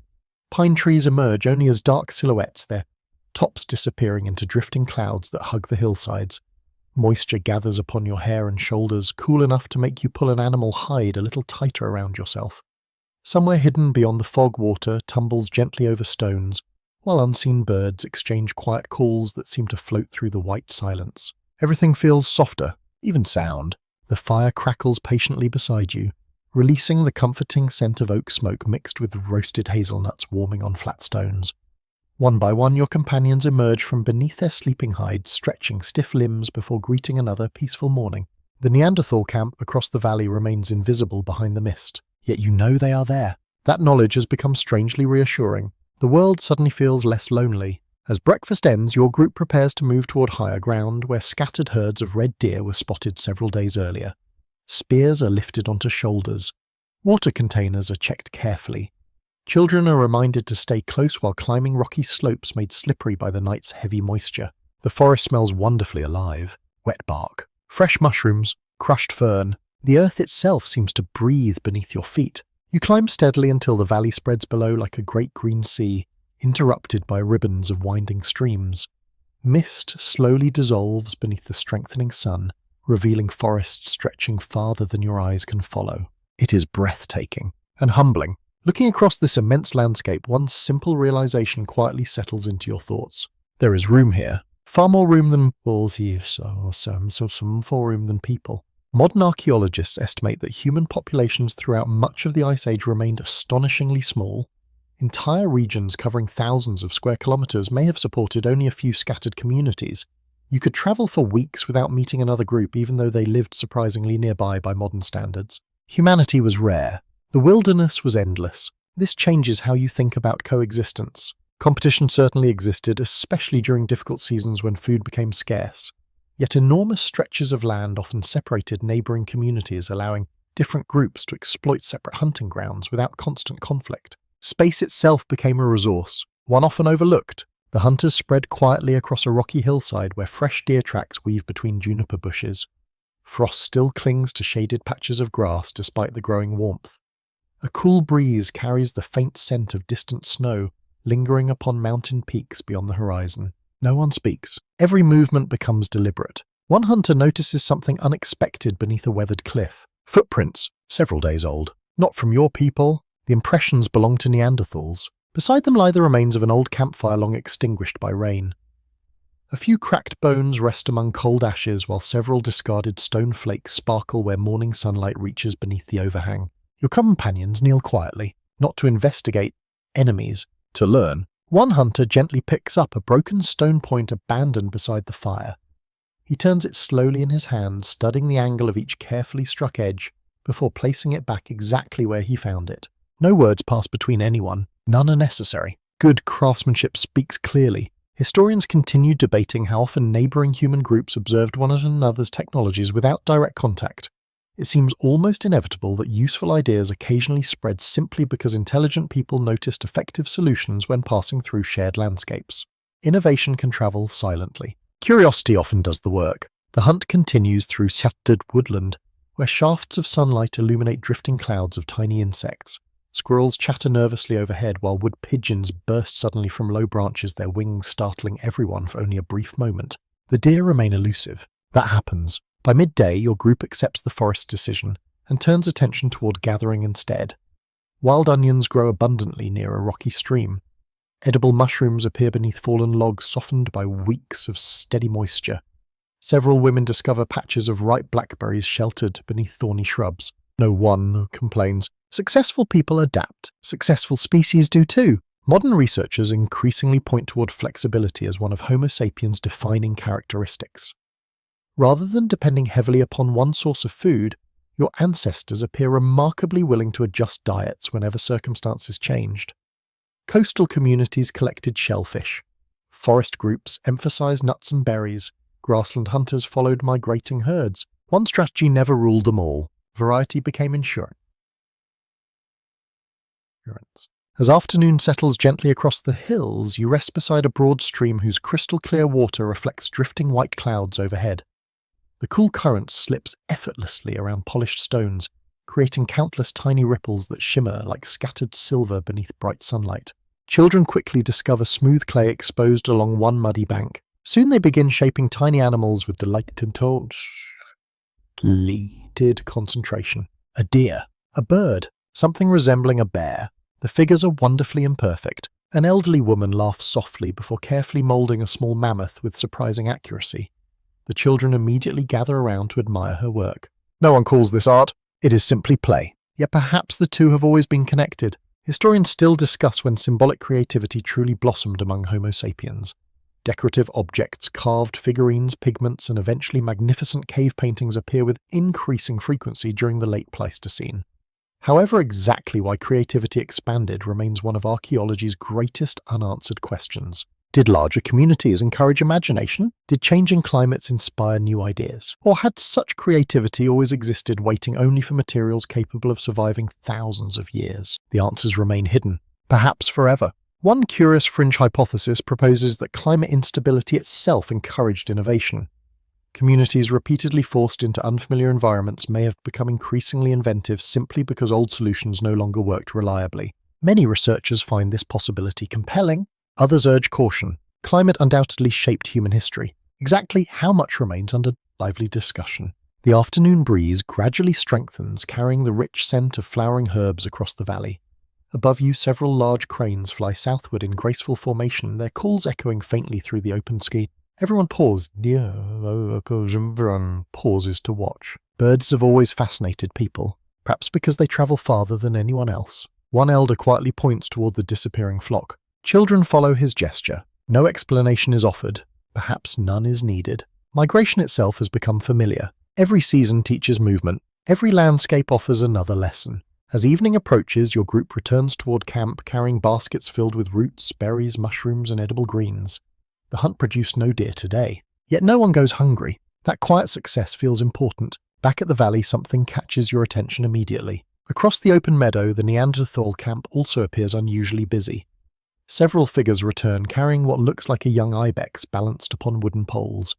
Children run excitedly to greet the hunters while smoke rises cheerfully above fresh fires. Different hunt, same celebration. The distance between your camps remains unchanged, yet something invisible has shifted. They no longer seem mysterious, only familiar. Different faces, similar lives. Modern genetics would one day reveal an astonishing truth hidden inside every cell of your body.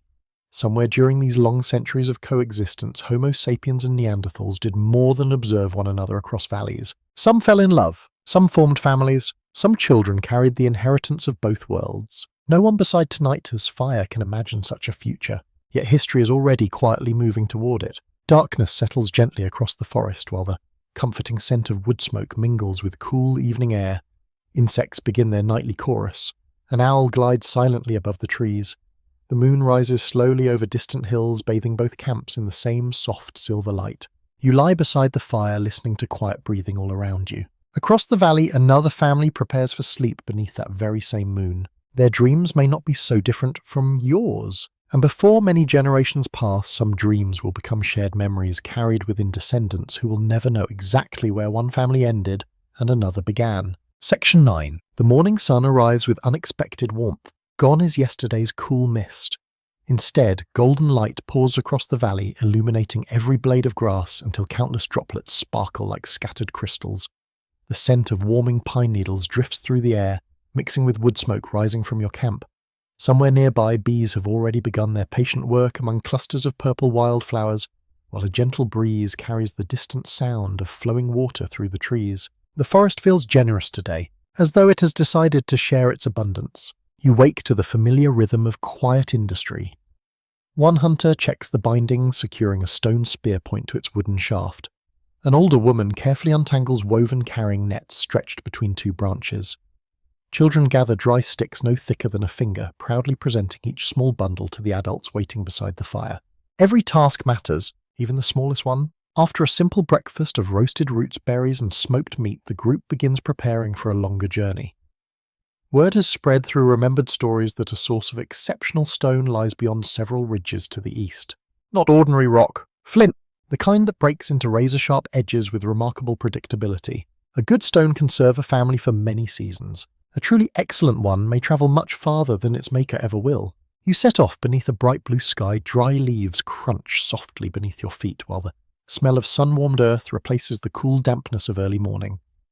The path climbs steadily through rocky woodland, where twisted juniper trees cling stubbornly to shallow soil. The climb is gentle. The reward comes later. Modern archaeologists have discovered something surprising about early Homo sapiens. Stone used to make tools often originated far from the places where it was eventually discarded. At some sites, carefully crafted blades were fashioned from material transported more than 100 kilometers and occasionally much farther. That was no accident. Someone carried them. Historians generally agree that these movements reveal extensive social connections stretching across enormous landscapes. Small communities did not exist in complete isolation. Families visited distant relatives. Friends met during seasonal gatherings. Useful materials gradually passed from hand to hand until they reached people who had never met the original collector. Ideas traveled too, perhaps even faster. By midday, your group reaches an exposed hillside where pale bands of flint emerge from weathered limestone. Several experienced toolmakers immediately kneel beside the outcrop, searching patiently for pieces with exactly the right texture. Not every stone deserves shaping. The best reveal themselves slowly. One elder selects a fist-sized nodule and strikes it with another carefully chosen stone. A sharp crack echoes across the hillside. One clean flake falls free. Its edge glitters in the sunlight. Children gather, close their eyes wide with fascination. The lesson begins. Every strike has a purpose. Too hard and the stone shatters. Too soft and nothing happens. The angle matters. The force matters. Experience matters most. You watch thin flakes fall one after another, each revealing a surface smoother than the last. Before long, an elegant spear point begins emerging from what only moments ago appeared to be an ordinary rock. Transformation feels almost magical, yet it is entirely learned. Researchers believe advanced stoneworking demanded considerable planning and memory. Many techniques required dozens of precise actions performed in sequence. Missing one step could ruin hours of careful effort. Skill rewarded patience. Patience rewarded survival. Nearby, another family arrives from the opposite direction. They are Homo sapiens like you, though their clothing differs slightly. Decorative shells hang from one woman's necklace despite the nearest coastline lying many days away. A young hunter carries spear points shaped in a style unfamiliar to your own group. Faces brighten. Smiles appear. Children immediately begin exploring together as though they have never been strangers at all. There are embraces between older adults, shared laughter, quiet conversation. No one seems surprised by the meeting. Perhaps it was expected. Perhaps this hillside has served as a gathering place for generations. Modern scholars increasingly believe periodic meetings between scattered communities played a vital role in human success. Such gatherings allowed people to exchange materials, knowledge, marriage partners, and news about changing landscapes. Relationships became resources, every bit as valuable as food. One woman unwraps a bundle containing beautiful pieces of dark volcanic glass collected far to the south. Another family offers finely prepared animal hides remarkably soft to the touch. Someone else shares dried herbs with an unusually pleasant aroma, unfamiliar to your own companions. Nothing resembles a marketplace. No prices exist. No bargaining grows loud. Instead, gifts move gently between trusted hands. Generosity strengthens memory. Memory strengthens friendship. One fascinating theory suggests these expanding social networks became one of Homo sapiens' greatest advantages over other human populations. During difficult years, families connected to wider networks could seek help from distant relatives or allies instead of depending entirely upon local resources. Many anthropologists find this idea persuasive. Others argue the evidence remains incomplete. The exact size of these prehistoric networks continues to inspire lively debate. What few scholars question, however, is that cooperation reached impressive distances long before farming or cities ever appeared. As afternoon unfolds, conversation flows easily among the gathered families. An older traveller describes unusually cold winters farther north where snow lingers long into spring. Another speaks of enormous rivers beyond distant mountains where fish gather in astonishing numbers. You listen carefully. Every story matters. News itself becomes a survival tool. No one carries maps. Stories become maps instead. One young hunter demonstrates a slightly different technique for fastening stone points using heated tree resin mixed with powdered charcoal. Several others watch with genuine interest before trying the method themselves. Innovation spreads quietly, without anyone claiming ownership. Historians still argue how rapidly such practical knowledge moved across prehistoric societies. Some believe improvements could spread surprisingly quickly through overlapping social networks. Others caution that geography, climate, and language differences probably slowed the process considerably. The truth likely varied. As it usually does, late in the afternoon, music unexpectedly fills the hillside. Someone taps two smooth sticks together in a gentle rhythm. Another joins with a hollow bone flute, producing soft, breathy notes that drift across the warm air. Before long, children begin dancing in loose circles, while adults clap quietly in time. The music feels familiar, even when the melody does not. Scientists have uncovered ancient bone flutes dating back more than 40,000 years, although whether Neanderthals also created similar instruments remains uncertain. Musical traditions almost certainly extend far deeper into prehistory than surviving artifacts can reveal. Songs disappear, the desire to sing does not. As the sun begins sinking towards the western hills, the visiting families slowly prepare to continue their separate journeys. There are no dramatic farewells, only quiet embraces, shared smiles, promises remembered rather than written. One by one they disappear along different forest paths until only the sound of rustling leaves remains. The hillside grows peaceful again, yet something invisible has changed. Your world has become larger, not because new lands appeared, because new people entered your life. As evening settles across your own camp, the fresh flint collected today catches the firelight with a soft glow. Tomorrow it will become knives, scrapers, and spear points. Years from now, some pieces may travel beyond mountains you have never seen, carried by people whose names you will never know. Stone remembers hands, stories remember hearts. Together they build connections stronger than any single family could create alone. Beneath a sky slowly filling with stars, you realize that survival has never depended only upon strength or intelligence. Sometimes it depends upon knowing someone beyond the next valley, and trusting that they remember you too. Section 10. The morning breeze carries a scent you cannot immediately place. It is neither pine nor damp earth nor wood smoke from your own camp. Instead, it carries the faint aroma of distant salt mixed with flowering shrubs warmed by the rising sun. You breathe deeply while standing at the edge of the valley, watching long ribbons of mist drift slowly between hills that now feel almost familiar. You have travelled far, farther than your grandparents ever imagined, yet each new horizon quietly suggests another one waiting beyond it. The fire behind you crackles softly as breakfast comes together. Someone stirs crushed acorns soaking in fresh water to remove their bitterness. Another carefully slices dried meat into thin strips while a child proudly returns with an armful of perfectly dry branches collected before the morning dew could dampen them. The smallest contributions matter. Everyone understands that. After eating, several adults gather around an unusually large stone spread across the ground. At first it appears they are simply resting. Then you notice what they are doing. One by one they begin placing objects upon the flat surface. A piece of dark volcanic glass, a beautifully shaped flint blade, a shell unlike any found nearby, a polished antler point. None of these items came from this valley. Each carries its own journey. The collection resembles a quiet conversation between distant landscapes. Modern archaeology has uncovered remarkable evidence that Homo sapiens maintained surprisingly extensive exchange networks during the late Pleistocene. Materials often travelled hundreds of kilometres from their original sources. Marine shells appear far inland. Mountain stone reaches coastal camps. Rare pigments cross enormous distances. Objects became travellers long before maps existed. Historians generally agree that not every item moved through direct trade. A shell collected beside the sea might pass from one family to another, across many generations, before finally reaching someone living deep inland. The object remembers every hand, even if history does not. Your group begins walking toward a broad river flowing through the valley below. Sunlight dances across the surface, scattering bright reflections that almost force you to squint.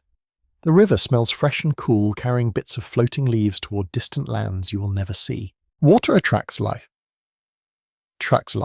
Always. Fish gather beneath shaded banks. Birds patrol the shoreline. Animals arrive cautiously to drink. Humans do the same. Along the sandy edge, fresh footprints reveal that another group visited only yesterday.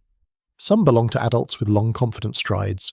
Others are tiny impressions left by children splashing through shallow water. The trail continues downstream. Your companions smile quietly. Friends, not strangers. The mood immediately changes. The journey becomes lighter. Laughter appears more often. One older woman begins humming a familiar tune while walking, and before long several others softly join her. Their voices blend with the steady murmur of the river until neither sound seems complete without the other. Music shortens long walks. Perhaps it always has. By midday, the forest opens into a broad clearing where several families have already gathered beneath towering oak trees. Smoke rises from half a dozen small fires. Children weave happily between camps, carrying sticks that become imaginary spears, fishing poles, or magical staffs, depending entirely upon the game they happen to be inventing. Dogs are nowhere to be seen. They will join humanity much later. For now, children fill that joyful role. Greetings begin without ceremony. Hands touch shoulders. Faces brighten. Older relatives embrace after many changing seasons apart. News flows immediately. A hunter describes unusually large herds moving across northern grasslands. Another family speaks of heavy rains flooding a familiar river crossing. Someone else warns that a favourite berry patch produced very little fruit this year. Every conversation carries useful information. No one realises they are exchanging data. Yet that's exactly what they are doing. Researchers increasingly believe these seasonal gatherings served many purposes beyond simple celebration. Communities could strengthen family bonds, arrange marriages, exchange practical knowledge, renew friendships, and reduce the risk of isolation. Isolation is dangerous. Connections create resilience. You notice that one elderly storyteller quickly becomes the center of attention. Children gather first. Adults gradually follow. Even experienced hunters pause while repairing their tools, listening without appearing to listen. His story begins with a river, then a mountain, then a clever fox. Soon everyone is smiling. The details seem amusing, yet hidden beneath the humor lies practical advice about crossing swollen streams during spring floods. Stories teach gently. Lessons arrive almost unnoticed. Modern psychologists have demonstrated that people remember information more effectively when it appears within narratives rather than isolated facts. Historians sometimes wonder whether this advantage shaped Homo sapiens long before anyone understood why stories worked so well. The brain enjoys patterns. Stories create them naturally. As afternoon sunlight filters through broad oak branches, several skilled toolmakers settle together beneath the shade. Instead of working alone, they compare techniques openly. One prefers long, controlled strikes. Another favors shorter, sharper blows. A younger craftsperson watches both methods carefully before experimenting with a style that combines elements of each. No one objects. Improvement belongs to everyone. This willingness to share knowledge may have become one of humanity's quiet superpowers. When useful ideas spread freely rather than remaining hidden inside one family, innovation accelerates across entire communities. Progress rarely arrives alone. It prefers company. Historians still debate exactly how large these prehistoric social networks became. Some scholars imagine hundreds of individuals connected indirectly across vast territories. Others propose smaller regional circles linked only occasionally through seasonal movement.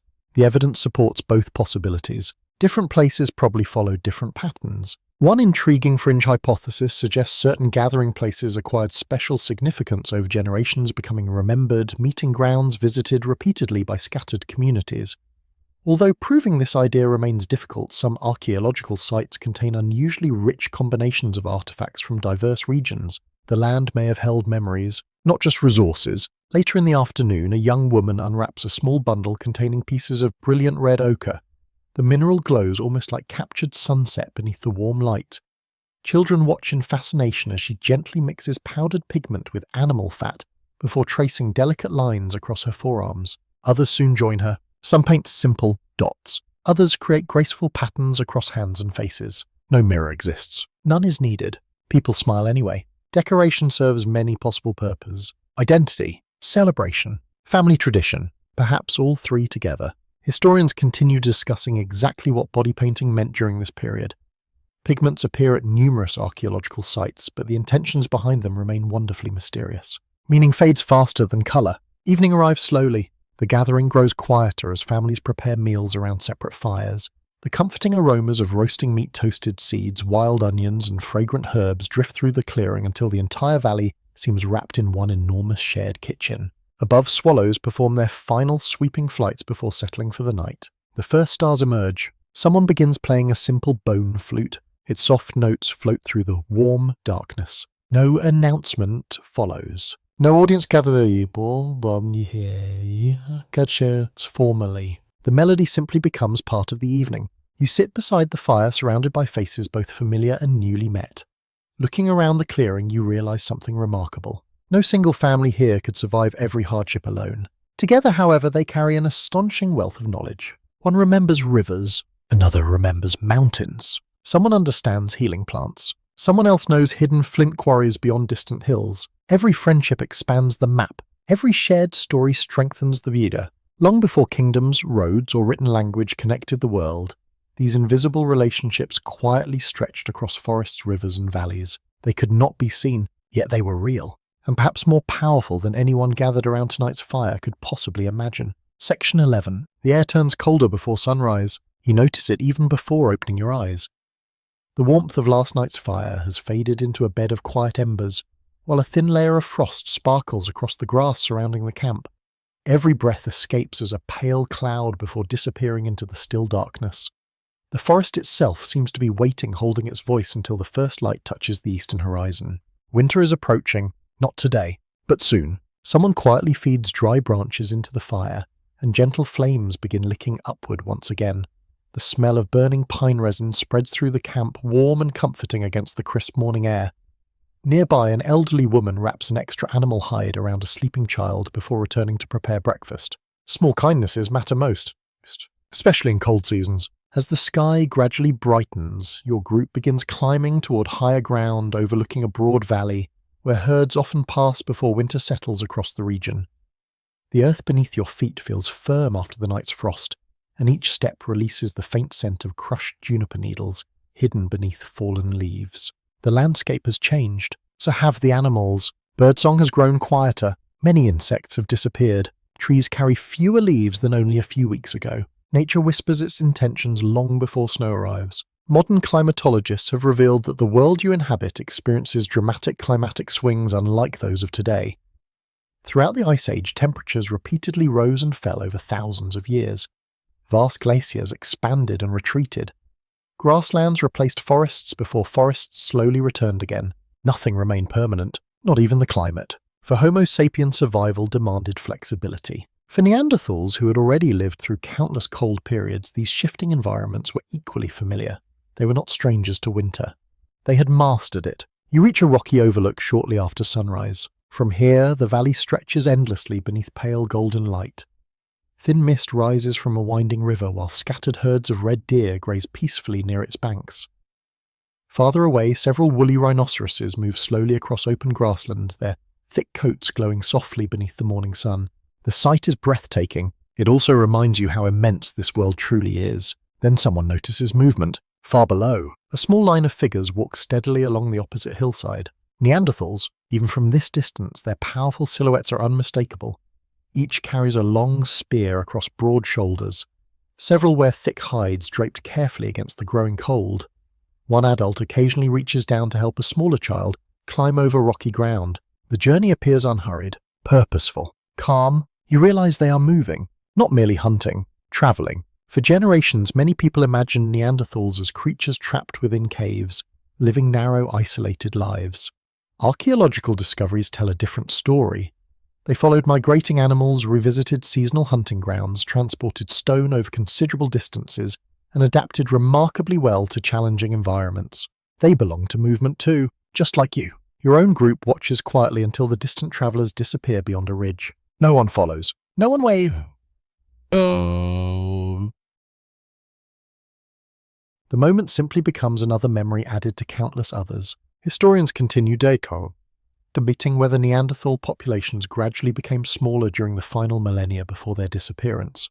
Some evidence suggests communities grew increasingly isolated as climates shifted. Other researchers argue the picture varied dramatically across different regions. Europe was never one story. It contained many. You continue walking along the ridge where cold wind brushes against your face, carrying the sharp smell of distant snow mixed with dry grass bending beneath steady gusts. Ravens soar effortlessly overhead, occasionally calling to one another, before vanishing toward darker forests beyond the valley.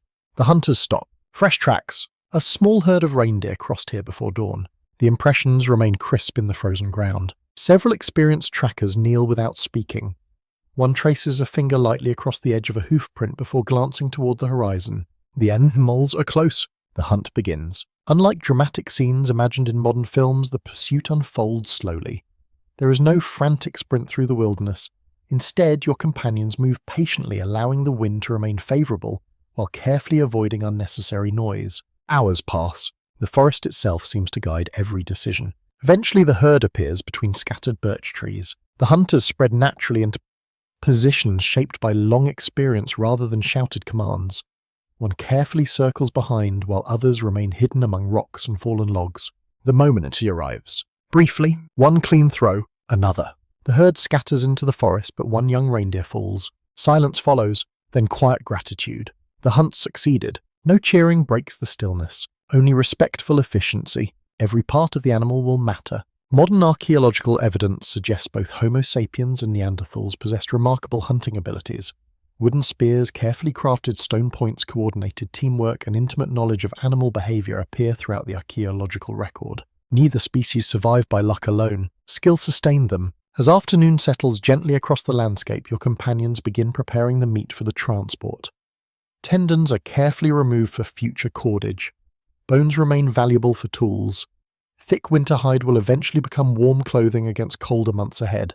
Nothing useful is abandoned. Scarcity teaches efficiency. Nearby, an elder notices unusual marks carved into the bark of an old pine tree. Several parallel cuts. Clearly intentional. Not recent. The marks provoke quiet discussion. Were they made by another Homo sapiens group marking a familiar route? Did Neanderthals leave them? Or are they simply the result of practical work performed long ago? No one can tell. Historians occasionally wonder whether prehistoric people marked landscapes in ways now largely invisible to archaeology.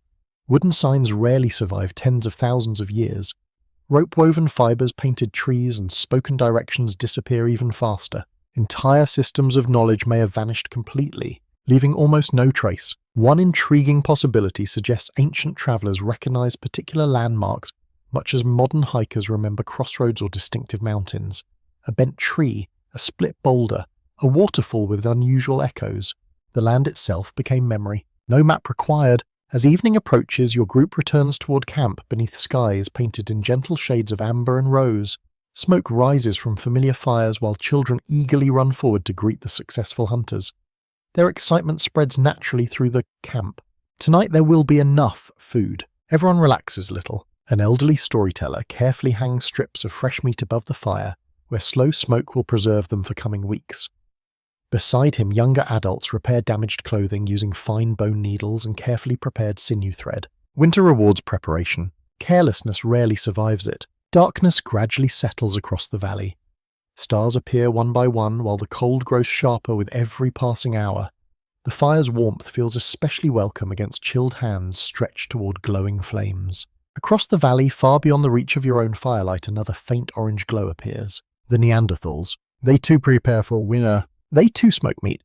They too gather children close as temperatures begin falling. Separated by distance, united by necessity, you lie back upon your bedding of soft hides, watching smoke drift upward into a sky crowded with brilliant stars.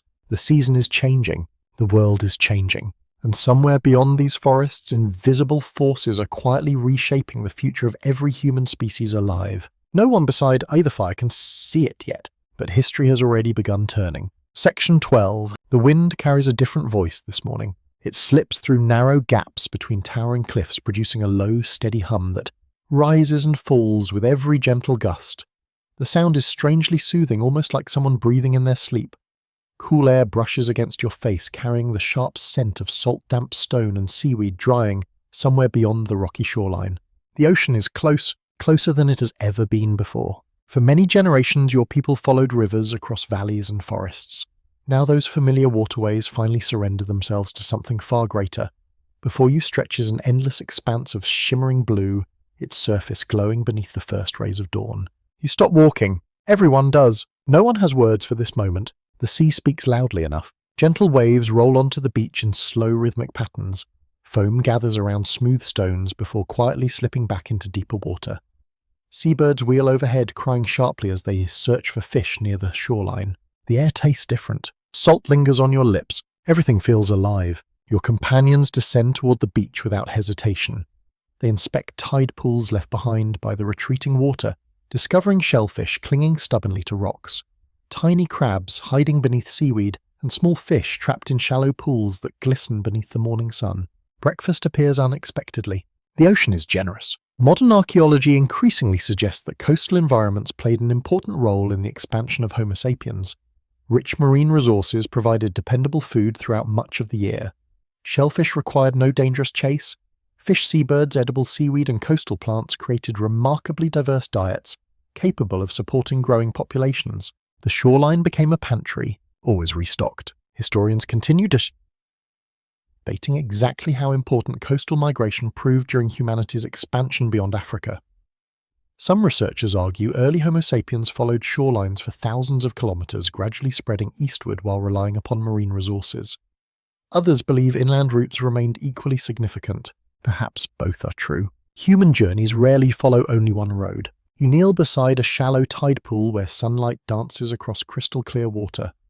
Tiny shrimp dart between colourful shells, while sea anemones gently wave their delicate tentacles with every passing ripple. A child reaches toward a shell. An older woman quietly stops him. Not every shell hides food. Some hide sharp claws. Others conceal creatures that sting. The lesson is delivered with a smile. Curiosity remains welcome. Carelessness does not. As morning unfolds, several adults begin collecting shellfish using simple stone tools to pry stubborn mollusks from the rocks.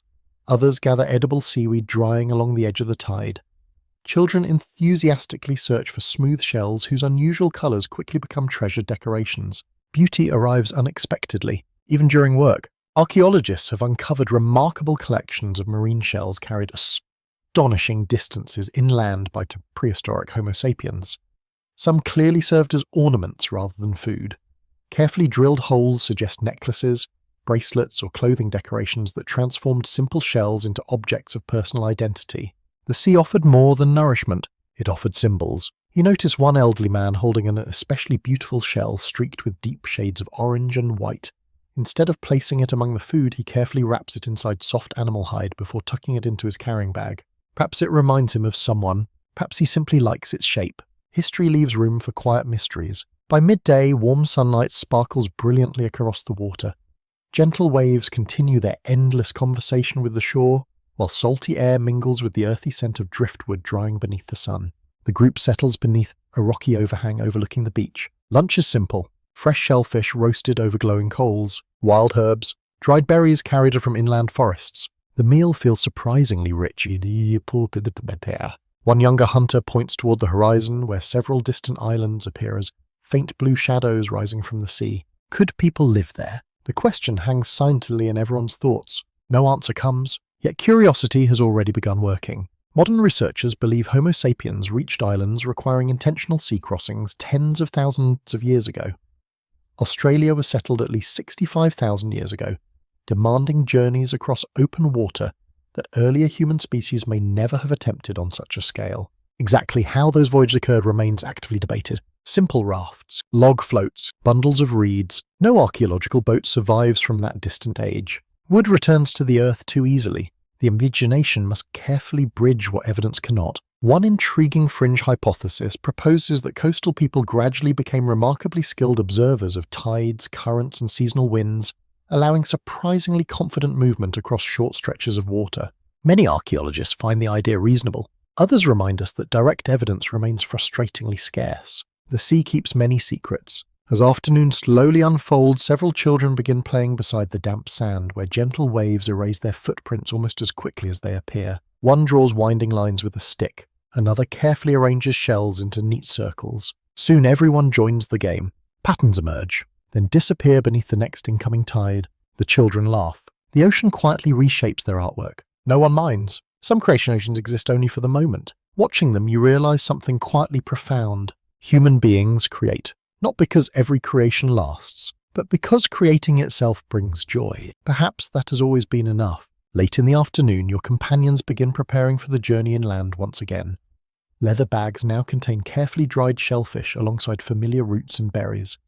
Several beautiful shells accompany them, as well destined to travel far from the sea. Objects carry stories, sometimes farther than people. Researchers have discovered marine shells hundreds of kilometers from ancient coastlines, suggesting these treasures passed between numerous communities through expanding social networks. A shell collected today beside this quiet beach might eventually reach someone living beyond distant mountains who has never seen the ocean. Imagine hearing about waves without ever hearing them. Imagine holding a shell while trying to picture an endless sea. Stories become landscapes. As evening approaches, the group climbs one final ridge overlooking the coastline.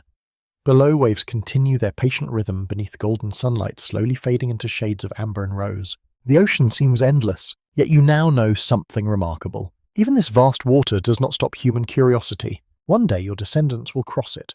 Not only narrow channels, entire sea.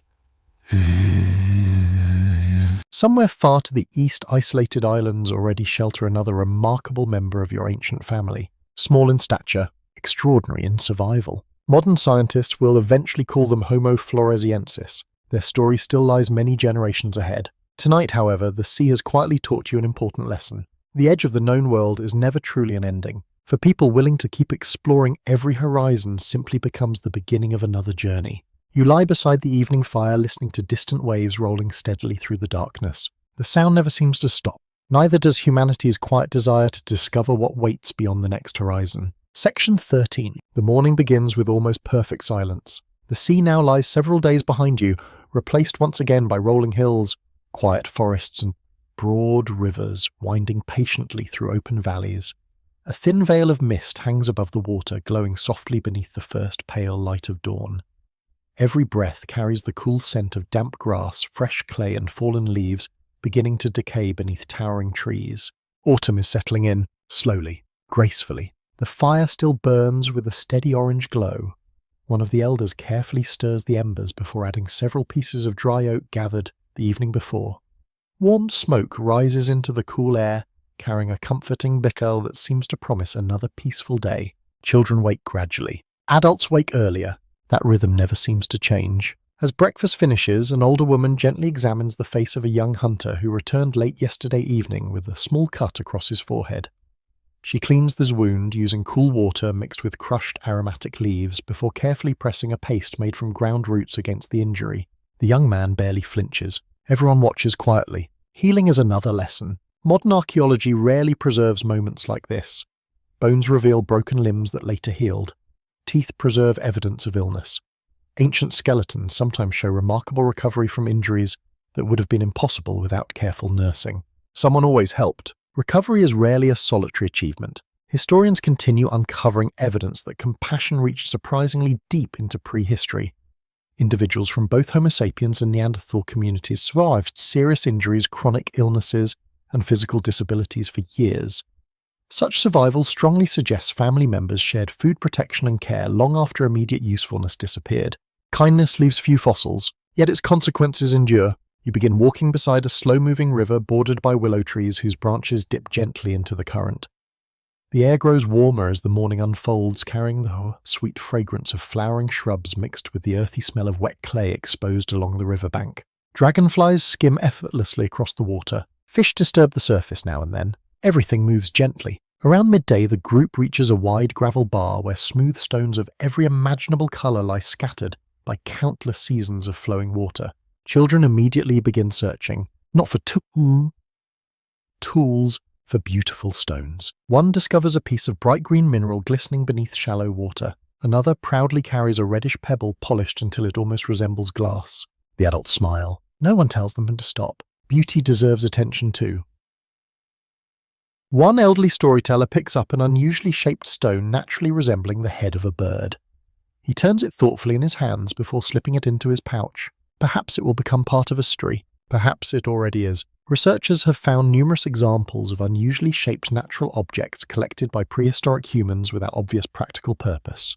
Fossils, crystals, colourful stones and shells occasionally appear at archaeological sites far from where nature originally placed them. They were chosen, not accidentally gathered. Why? No one can answer with certainty. Perhaps they inspired wonder. Perhaps they reminded someone of a loved one. Perhaps they simply seemed too beautiful to leave behind. Wonder itself may have survival value. It encourages curiosity. The afternoon sun climbs steadily higher, warming your shoulders as the group pauses beneath a cluster of ancient oak trees. Lunch consists of roasted chestnuts, dried meat berries gathered earlier in the season, and cool water drawn from a nearby spring. Conversation drifts lazily beneath the leaves. Then something unexpected happens. A young girl asks one simple question. Where did we come from?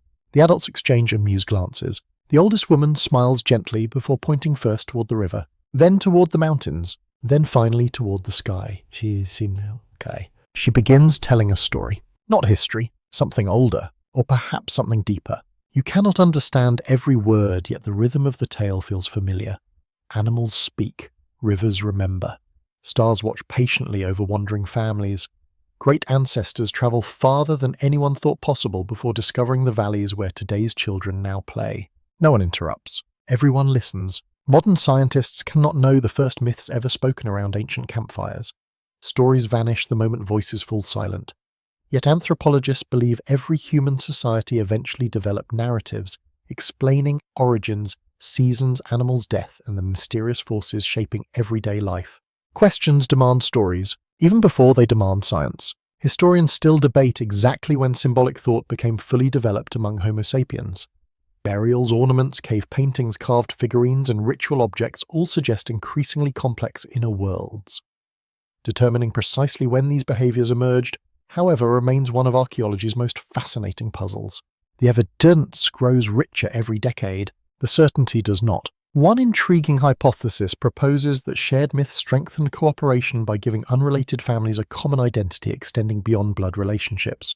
You may never meet every member of your community, yet you can still belong to the same story. That possibility continues attracting serious scholarly interest, although proving it archaeologically remains extraordinarily difficult. Stories rarely fossilize. Communities do.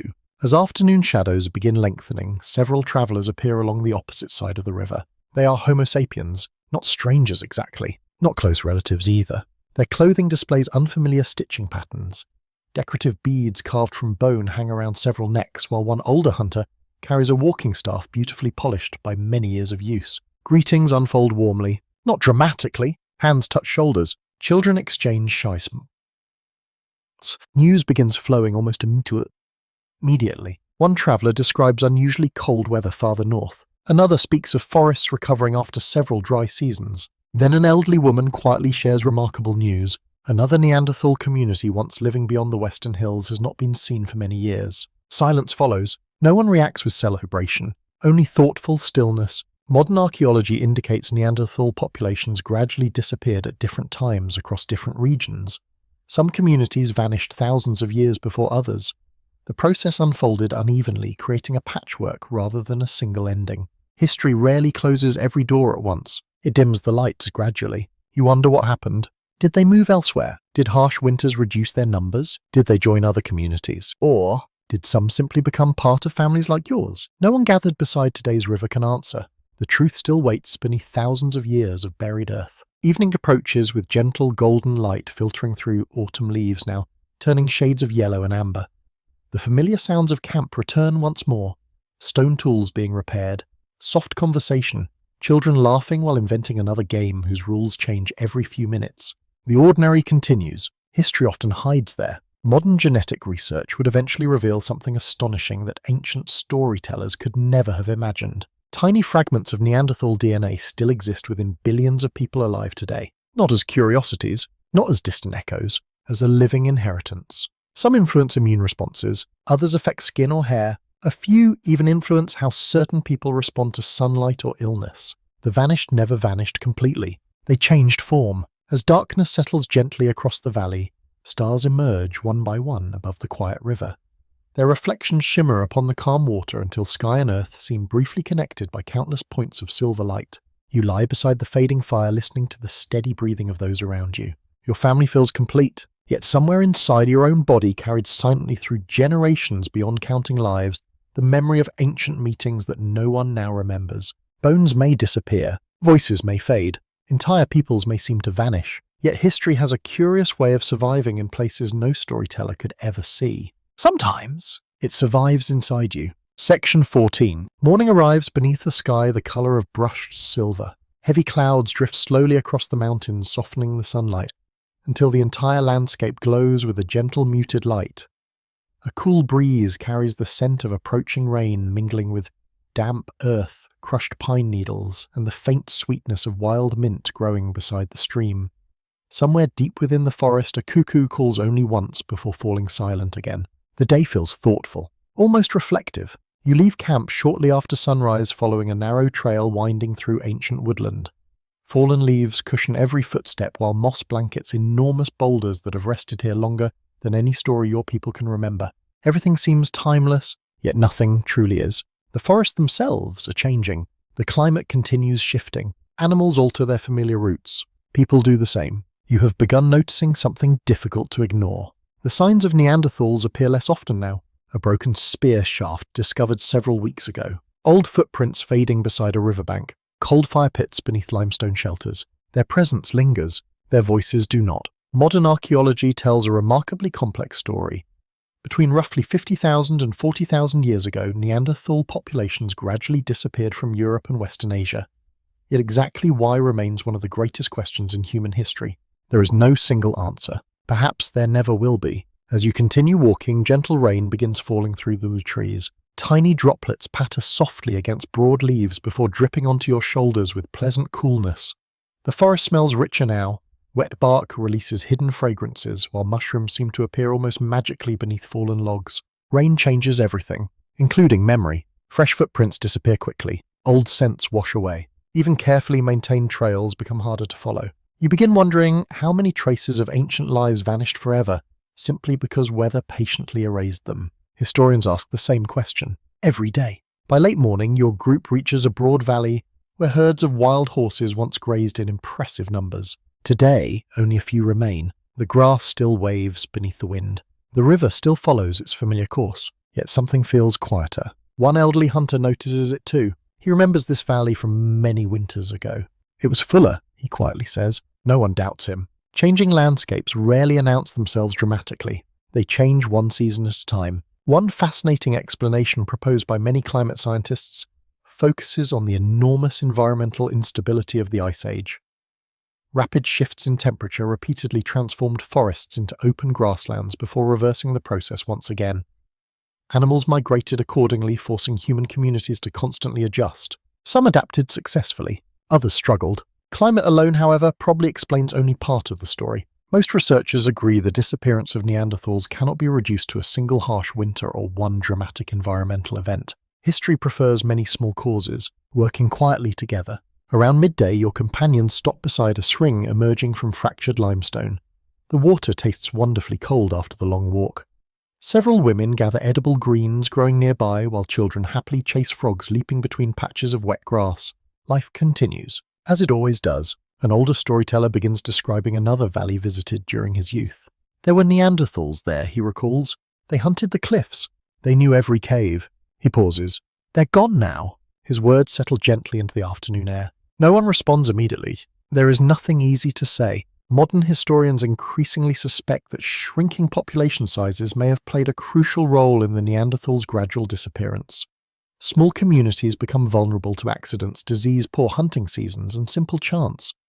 A few difficult generations can dramatically reduce numbers that are already low. Sometimes survival becomes mathematics, not heroism. Researchers using genetic evidence have discovered that Neanderthal populations appear to have been relatively small for long periods.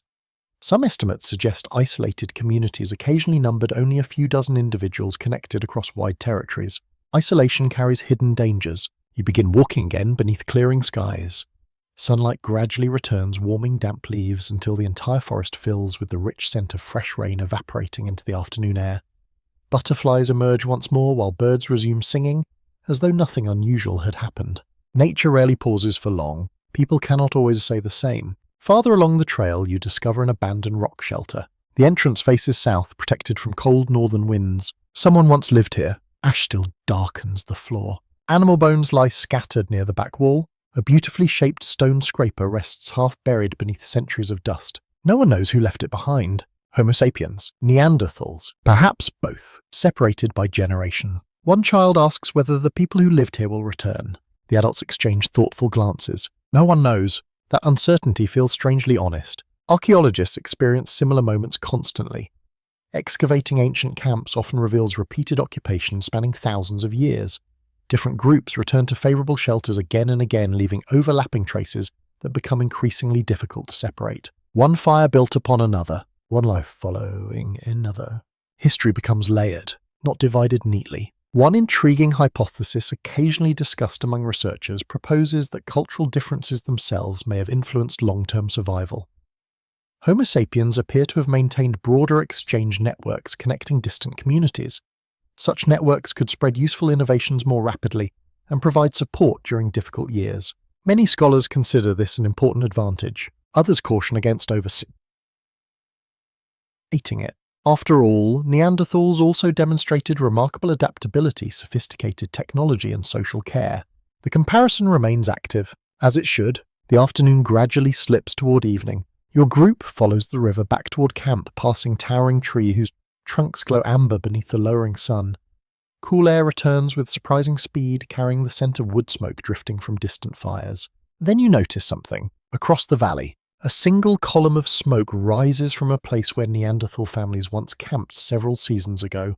Everyone stops, watching. Perhaps another group has arrived. Perhaps travellers merely pause for the night. Or perhaps the old camp has welcomed life once more. No one walks closer. The distance remains respectful. The mystery remains complete. Historians continue arguing over the final centuries of Neanderthal existence. Some regions preserve evidence suggesting brief periods of overlap with Homo sapiens. Others indicate Neanderthal communities disappeared before modern humans became numerous there. The timing changes. The outcome does not.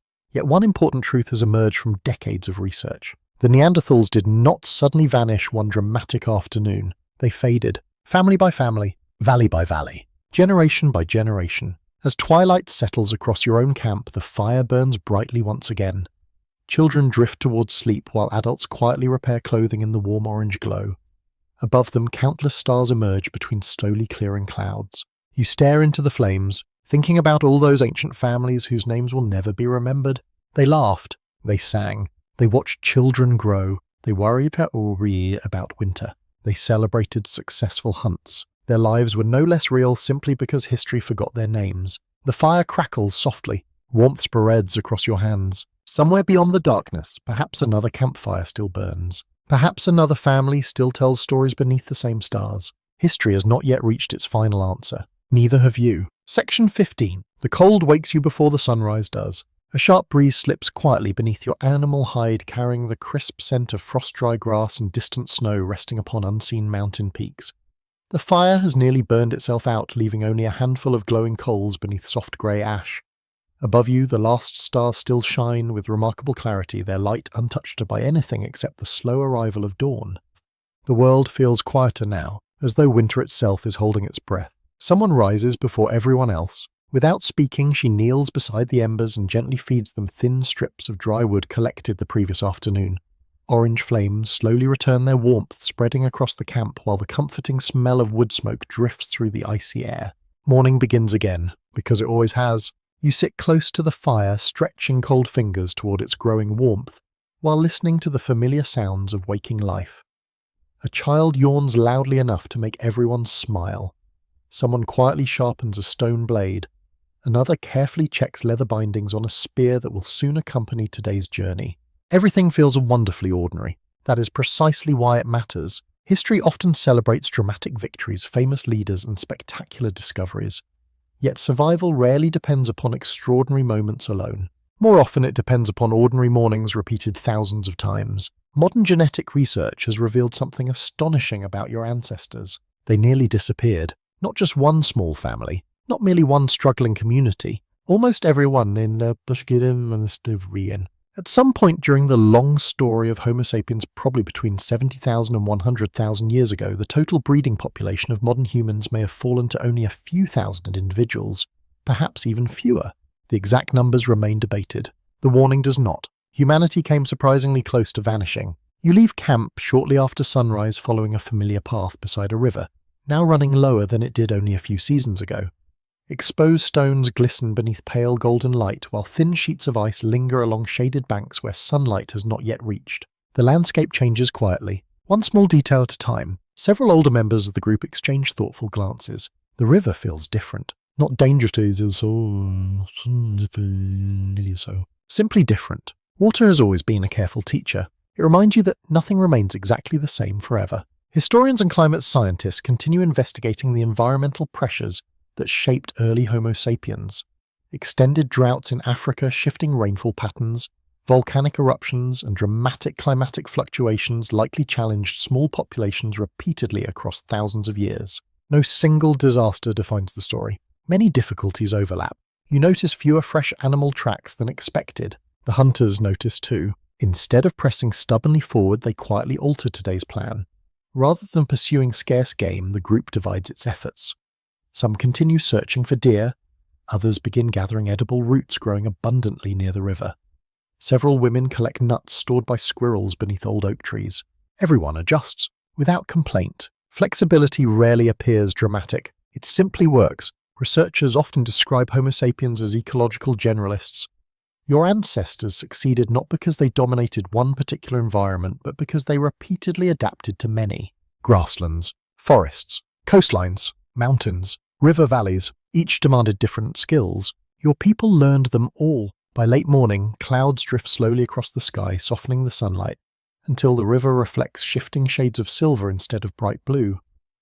The smell of damp leaves rises gently from the forest floor, while a pair of cranes glide gracefully overhead, heading toward warmer lands. Migration surrounds you.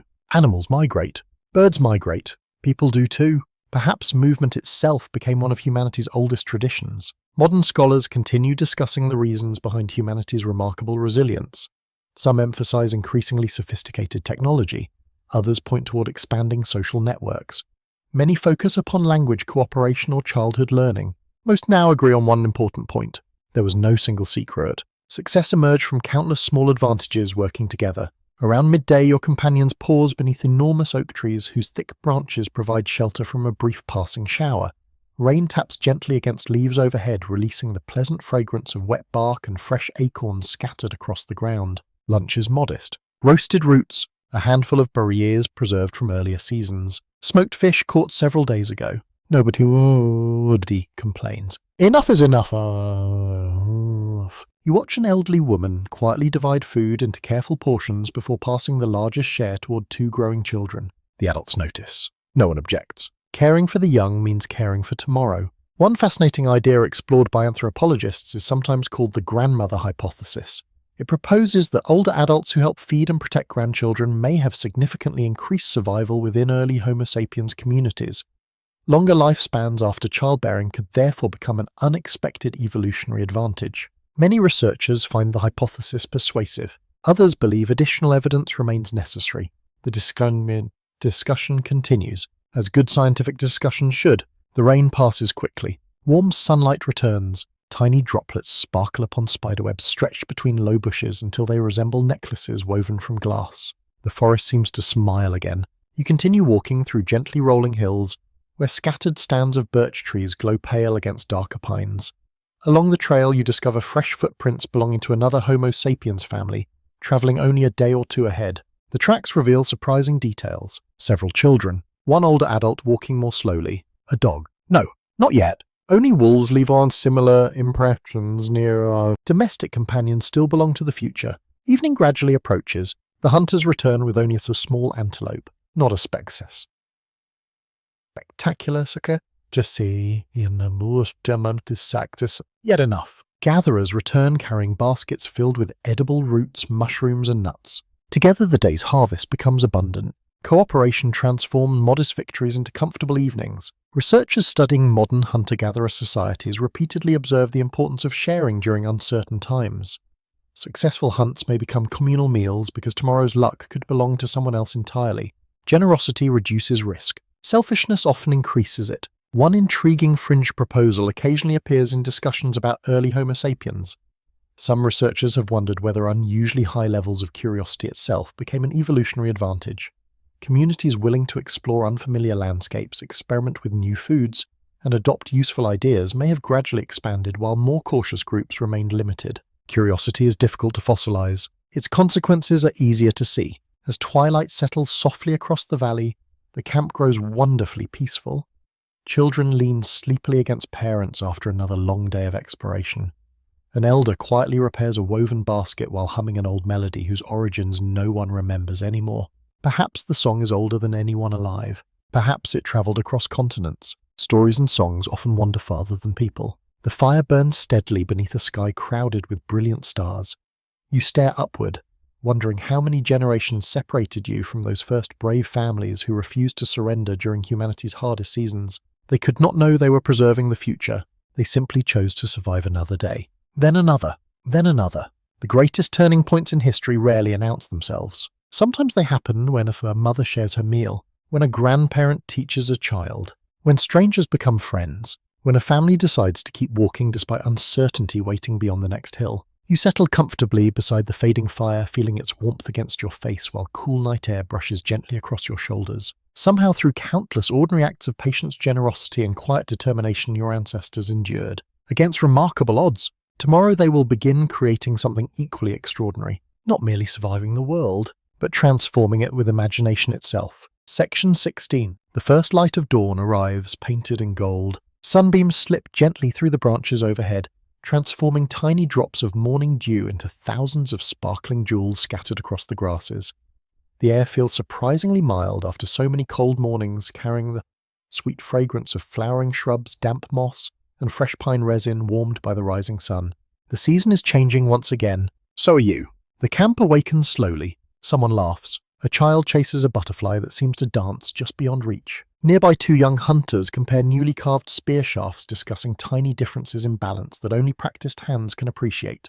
There is no urgency today, only quiet purpose. As breakfast finishes, one of the elders carefully unwraps a bundle protected inside soft animal hide. Everyone nearby immediately grows attentive. Inside rests a piece of red ochre. Its surface glows deep crimson beneath the morning sunlight. Beside it lies a small stone mortar blackened by years of careful use. The elder begins grinding the mineral into fine powder. Slowly, patiently. The rhythmic sound of stone against stone becomes almost musical. Children gather closer. They have watched this process before, yet they never seem to grow tired of it. A younger woman mixes the bright powder with rendered animal fat and a small amount of water, creating a thick paint whose rich colour seems almost alive. The smell is earthy, metallic, ancient. Modern archaeologists have uncovered countless examples of ochre, used by early Homo sapiens across Africa, Europe, Asia, and Australia. Some pieces show clear signs of grinding and scraping. Others were carried remarkable distances, suggesting these minerals held significance far beyond simple practicality. No one knows every reason why beauty rarely leaves complete explanations. The elder gently dips 2 fingers into the paint before carefully drawing a narrow red line across the forehead of a young child. The child smiles proudly. Soon others receive similar markings. Some wear simple dots. Others carry elegant lines stretching across cheeks or arms. No 2 designs appear exactly alike. Perhaps they identify families, perhaps important ceremonies, perhaps nothing more than joyful decoration. History allows room for many possibilities. Researchers continue debating the meanings of prehistoric body painting. It may have strengthened group identity, expressed social status, marked important life events, or simply reflected artistic expression. Perhaps it accomplished all of these. Human behavior rarely serves only one purpose. After the painting finishes, several adults begin preparing for a journey toward nearby limestone cliffs, known for their sheltered overhangs. You follow them through open woodland where sunlight flickers gently across the forest floor, illuminating patches of wildflowers growing between ancient roots. Birdsong surrounds you. Woodpeckers tap steadily against hollow trunks. A squirrel scolds your passing from high above. Everything feels wonderfully alive. By late morning, the cliffs appear ahead. Tall walls of pale stone rise from the valley floor, their surfaces shaped by countless seasons of wind and rain. Beneath one enormous overhang, the rock remains perfectly dry despite years of changing weather. The elder pauses. Without speaking, he reaches once again for the red ochre. Another person produces a small piece of charcoal saved from last night's fire. The cave wall waits silently. The first mark is simple. One broad red stroke, then another. Gradually the blank stone begins changing. A curved line becomes the back of a deer. Several quick charcoal marks suggest long legs running across open ground. Another artist adds elegant antlers stretching proudly upward.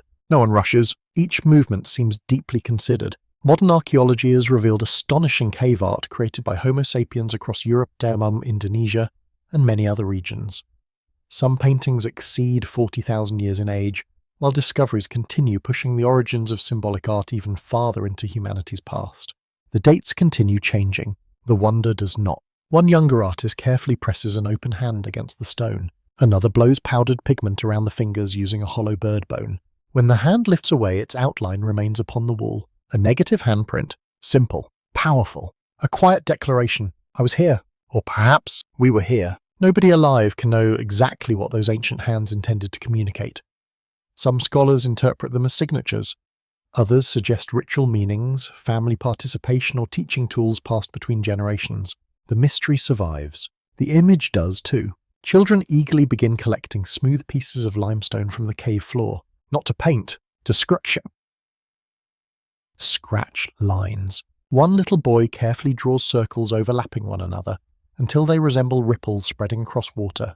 A young girl creates birds soaring above distant hills. The adults smile. No one criticizes. Creativity grows through encouragement, not perfection. Around midday, everyone steps outside into brilliant sunshine. The valley below stretches endlessly beneath blue skies while warm breezes carry the fragrance of blooming herbs and fresh grass. The cave behind you has quietly become something more than shelter. It has become memory, shared memory. Researchers increasingly believe artistic expression strengthened cooperation within early Homo sapiens communities.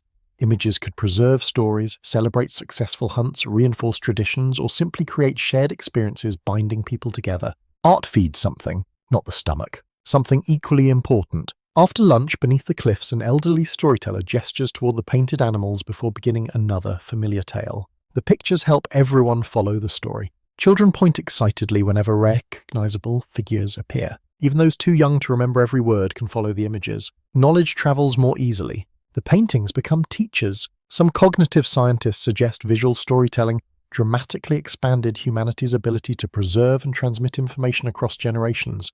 Complex ideas no longer depended entirely upon memory alone. Pictures supported words. Words strengthened pictures. Together they became culture. One intriguing hypothesis proposes that symbolic thinking created an invisible advantage impossible to measure directly through fossils. Communities capable of imagining things that did not physically exist. Future plans, shared identities, spiritual beliefs. Imagined landscapes may have coordinated more effectively during uncertain times. Many researchers find this idea compelling. Others urge caution. The human mind leaves fascinating clues, rarely complete answers. As afternoon slowly fades toward evening, your group begins walking back toward camp. The sun hangs low above distant hills, bathing the entire landscape in rich amber light. Long shadows stretch across the valley, while insects hum softly among tall grasses swaying in the gentle breeze. The painted cave disappears behind you. Its images remain, long after voices fade, long after footsteps vanish, long after today's children become tomorrow's elders. Back at camp, everyone gathers around the evening fire. Someone begins humming a familiar melody. Another quietly taps two smooth stones together, keeping a gentle rhythm. Soon several people join. The song grows, not louder, simply fuller. Music, painting, storytelling, memory. None fill empty stomachs directly, yet somehow all help people survive. Modern humans did not become remarkable because they were strongest, or fastest, or fiercest. They became remarkable because they learned to build invisible worlds inside their minds. Worlds of symbols, worlds of imagination, worlds that could be shared. You lie beside the fire watching sparks drift upward into the darkening sky until they seem to become new stars joining countless others overhead. Somewhere beyond the horizon, other human species still watch these same constellations. But increasingly, Homo sapiens carry something uniquely powerful across the landscape. Not merely sharper tools, not merely larger networks, a growing ability to imagine futures that have not yet happened. History is about to change forever, and it begins with a simple handprint upon a cave wall. Section 17. The morning arrives beneath a sky so clear that the horizon seems almost endless. The night's cool air still lingers across the valley, wrapping the grasses in tiny droplets of dew that shimmer beneath the first golden rays of sunrise. Gentle mist rises from the river in slow, graceful ribbons before dissolving into the warming light. Every breath carries the clean scent of wet earth, flowering herbs, and distant pine forests stretching towards the mountains, barely visible in the morning haze. Today feels different, not because the world has changed overnight, because your understanding of it has. You have walked beside rivers, crossed forests, climbed mountains, stood upon quiet coastlines, met other human families, watched traces of Neanderthals slowly fade from familiar valleys. Yet every new horizon has revealed another beyond it. The journey never truly ends. After breakfast, your companions begin preparing for another migration. Not an escape, not a desperate flight. Simply the rhythm of life. Animal hides are carefully folded. Stone tools are wrapped inside woven carrying bags. Smoked meat hangs from wooden frames ready for transport, while children eagerly compete to see who can carry the smallest bundles without dropping them. Everyone has a role, even the youngest. One elderly woman walks slowly through the camp, checking each family's supplies before departure. She quietly redistributes food, adjusts poorly tied bundles, and reminds a young hunter to carry extra flint gathered from yesterday's riverbank. Experience weighs almost nothing, yet everyone depends upon it. Modern anthropology consistently shows that successful hunter-gatherer societies rely upon cooperation extending across generations. Knowledge accumulated by older adults often proves just as valuable as physical strength. They remember seasonal migrations, hidden water sources, medicinal plants, dangerous valleys, and safe places to spend the winter. Memory becomes survival. You begin walking shortly after sunrise. The trail climbs gradually through open woodland before emerging onto a high ridge overlooking an enormous landscape stretching farther than you have ever seen.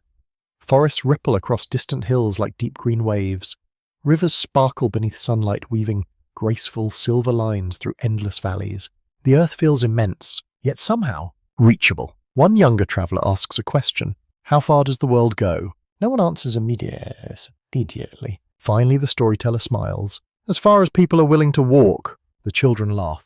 The adults smile too, perhaps because they secretly hope the answer might be true. Modern archaeology has revealed just how astonishing humanity's expansion eventually became. Within tens of thousands of years, Homo sapiens spread from Africa into Europe, Asia, Australia, the Arctic, and eventually the Americas, occupying environments ranging from tropical rainforests to frozen tundra. No other human species accomplished anything comparable, not because they lacked intelligence, but because Homo sapiens gradually developed an extraordinary combination of adaptability, cooperation, and curiosity.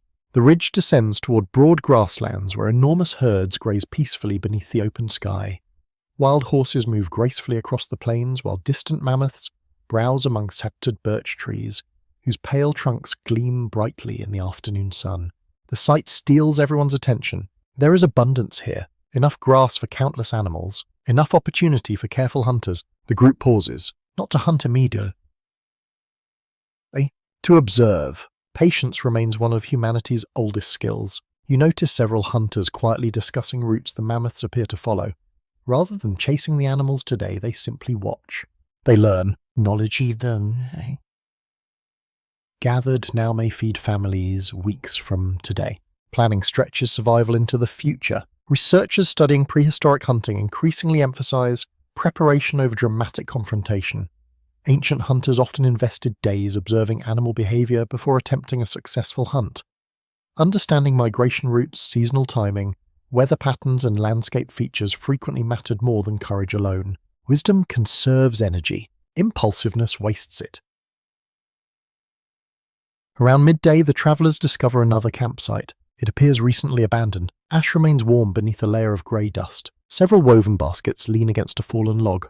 Nearby, someone intentionally left a small bundle containing dried berries covered carefully with broad leaves. A gift, or perhaps an understanding. One family helps another.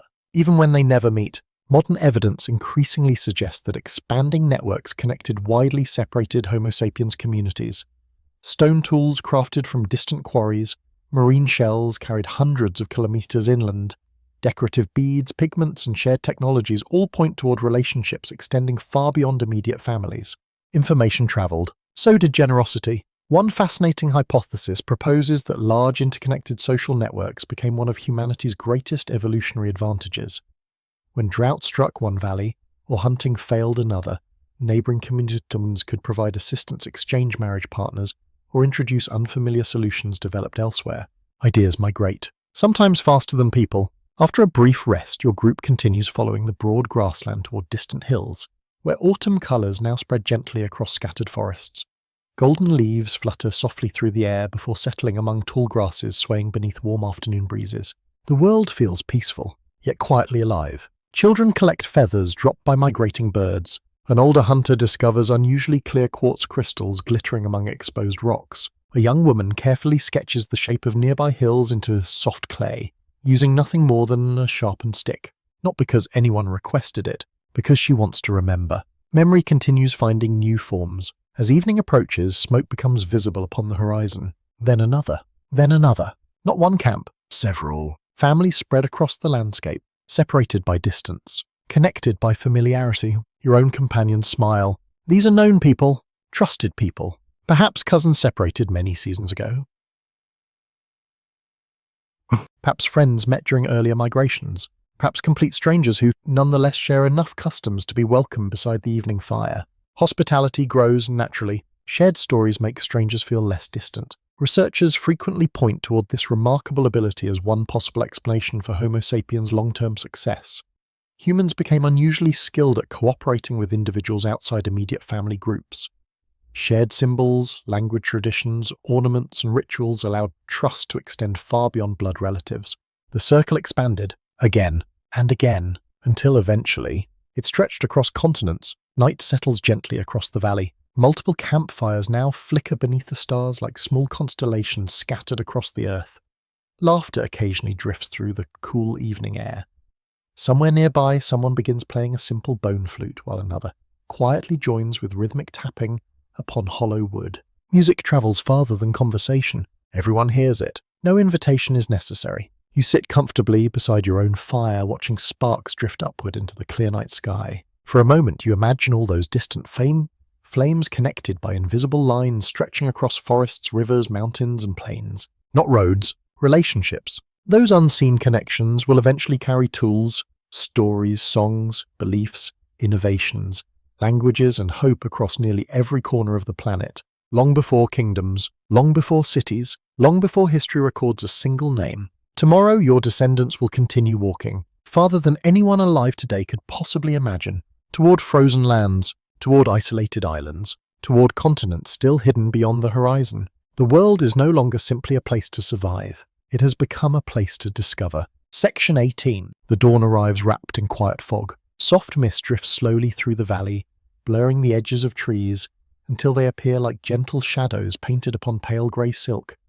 Tiny droplets cling to every blade of grass, sparkling whenever the rising sun briefly slips between the clouds.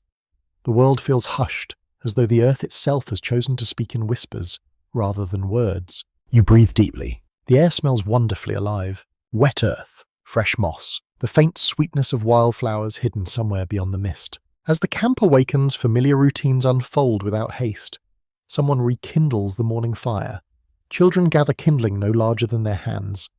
Two experienced hunters quietly inspect yesterday's repaired spear points, while an older woman carefully mends a tear in a heavy animal hide cloak using a polished bone needle. No one rushes. The day is long. There is time. Breakfast is shared beneath the slowly brightening sky. Roasted nuts, smoked fish berries preserved from warmer months and cool spring water provide enough strength for another journey. As everyone finishes eating, the storyteller stands. Without saying a word, he points toward the east. The mist begins lifting. Beyond it lies another valley, another river, another horizon. The walk continues. Modern archaeology tells us that by this stage of humanity's remarkable journey, Homo sapiens had already spread across astonishing distances. Small communities occupied environments that would have seemed impossible only a few thousand generations earlier. Dense forests, dry deserts, frozen grasslands, mountain valleys, tropical islands, each demanded new knowledge.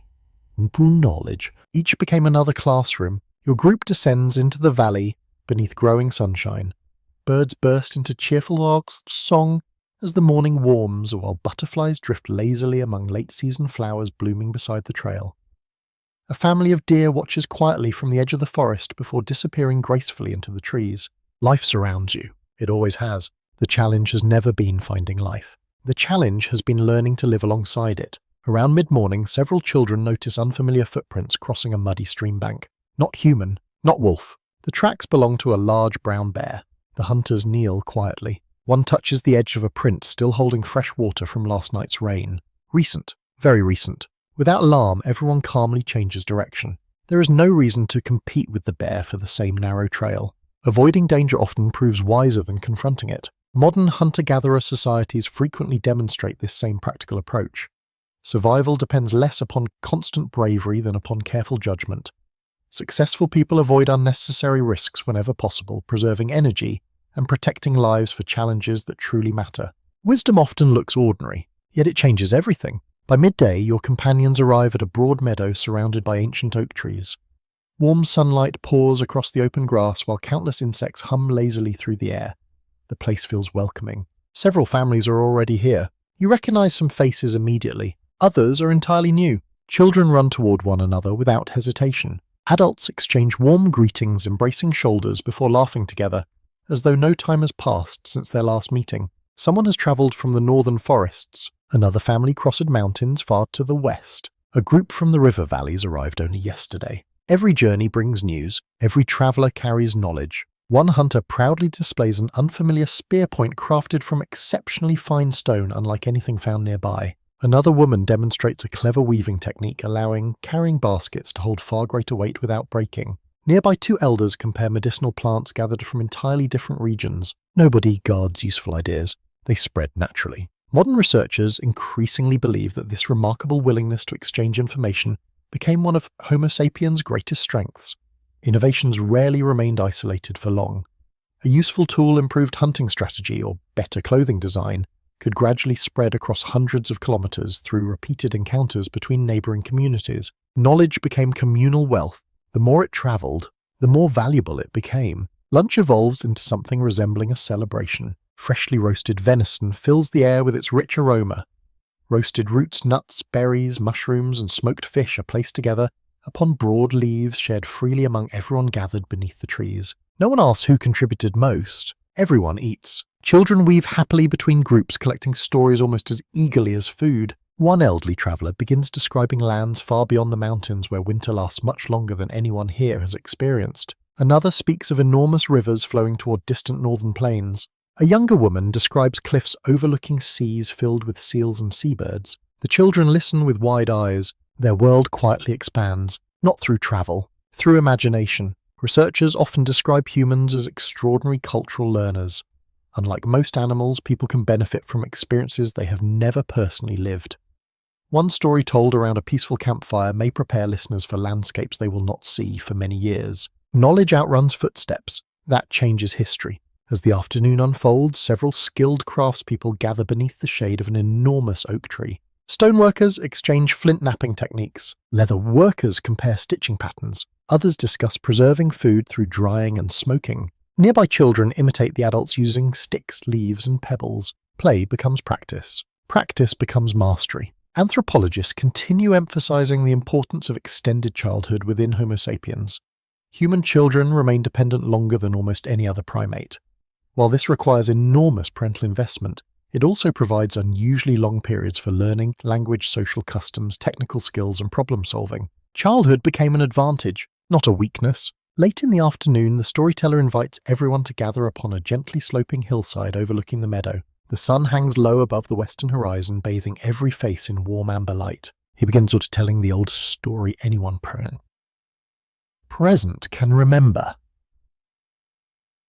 Not about one family, not about one valley, but about people, wanderers, survivors, dreamers. The tale speaks of ancestors who refused to stop walking even when mountains blocked their path, or unfamiliar rivers challenged every step. No one knows whether every detail is true. That almost doesn't matter. The story teaches courage, curiosity, patience. The values matter more than the exact events. Modern scholars sometimes suggest that shared cultural traditions allowed Homo sapiens to cooperate on unprecedented scales.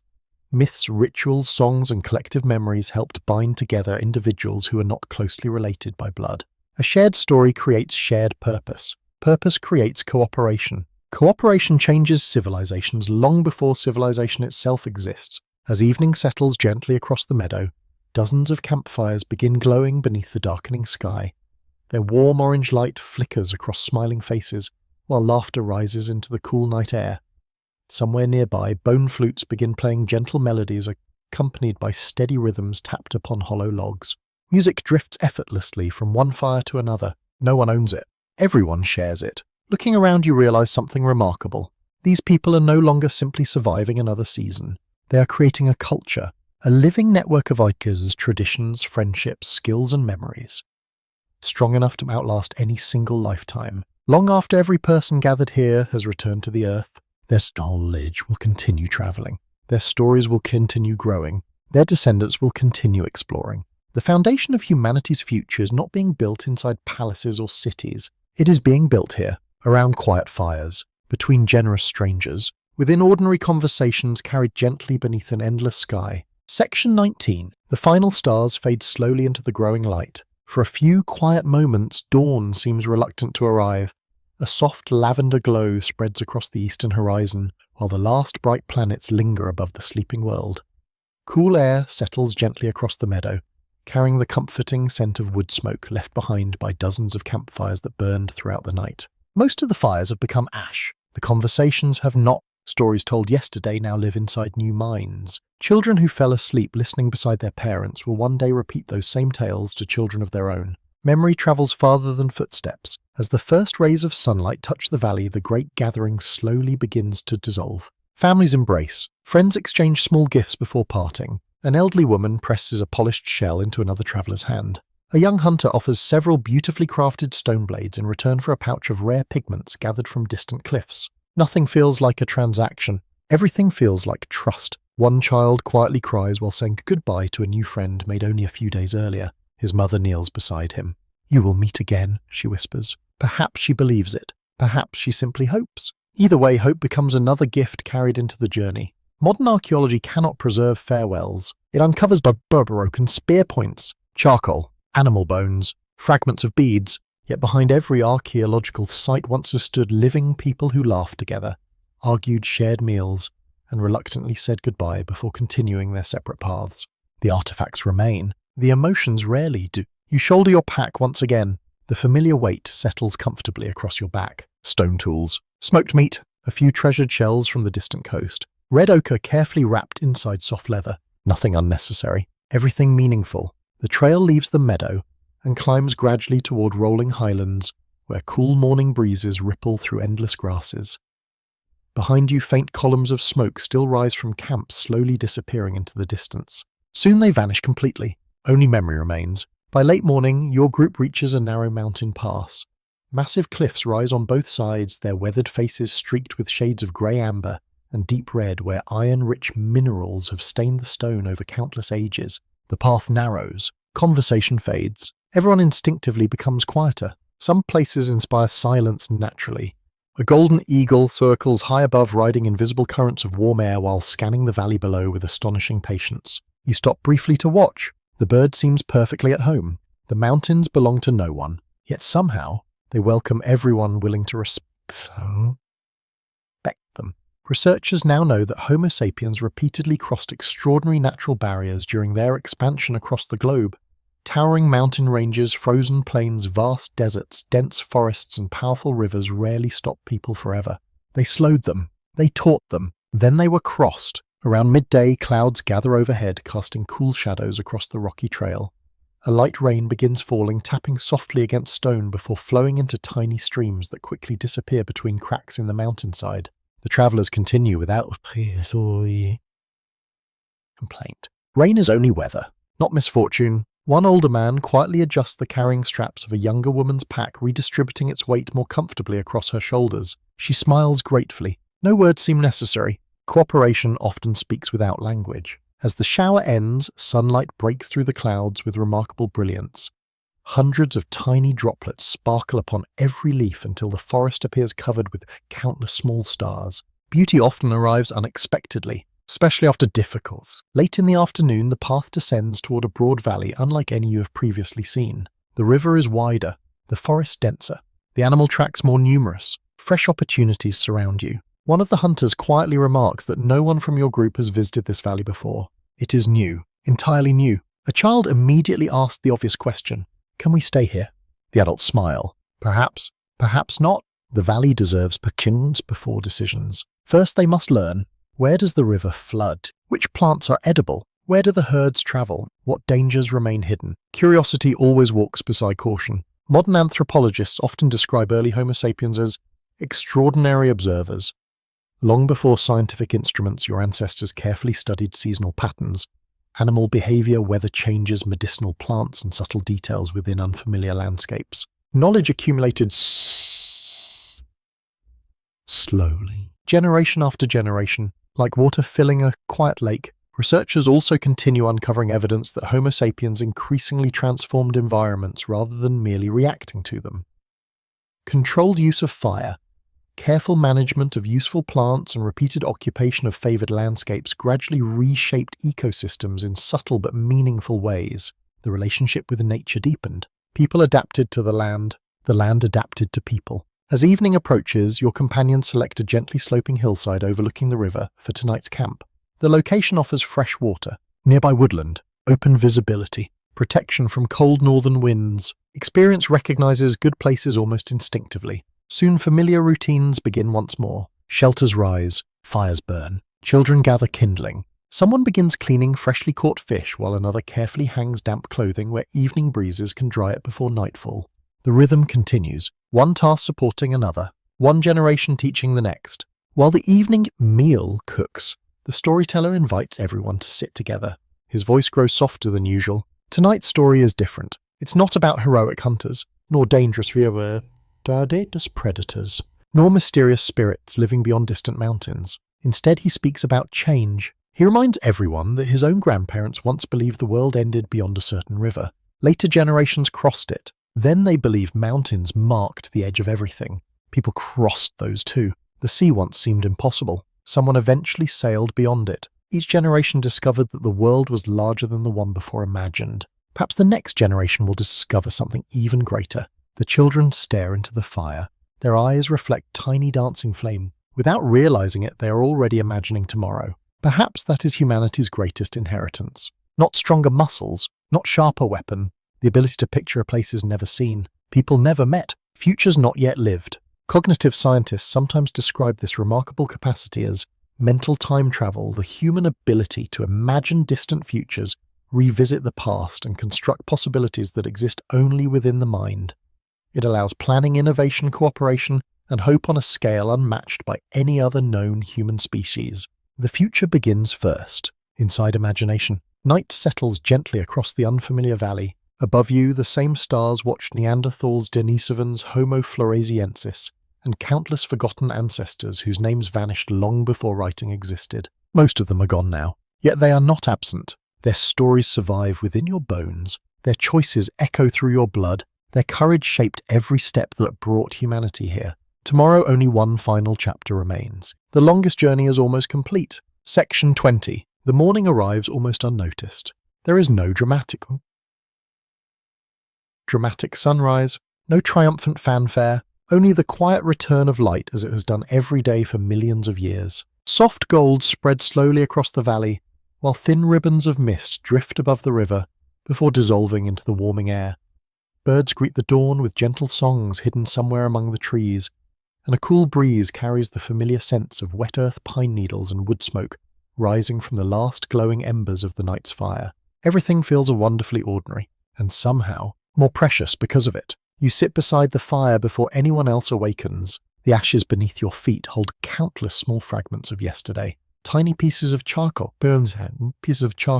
cracked nutshells, a broken fish bone, a worn flint flake. To the families gathered here, they are simply leftovers. To an archaeologist living tens of thousands of years in the future, they would become priceless clues. Every ordinary morning leaves history behind, even when no one notices. Around you, the camp slowly comes alive. Children stretch sleepily beneath warm animal hides. An elderly woman smiles as she watches the youngest members of the group chase one another through the dew-covered grass. Hunters quietly prepare their equipment. Gatherers organize woven baskets. Someone begins humming yesterday's melody before another voice gently joins in. The rhythm continues, just as it always has. Modern archaeology reminds us that history rarely belongs only to kings' battles or monuments. For almost all of humanity's existence, history unfolded exactly like this. One family, one campfire, one shared meal, one story carried forward into another generation. The greatest chapter of human history was written long before anyone invented writing. You leave the camp for a short walk before breakfast, climbing a nearby ridge overlooking the broad valley below.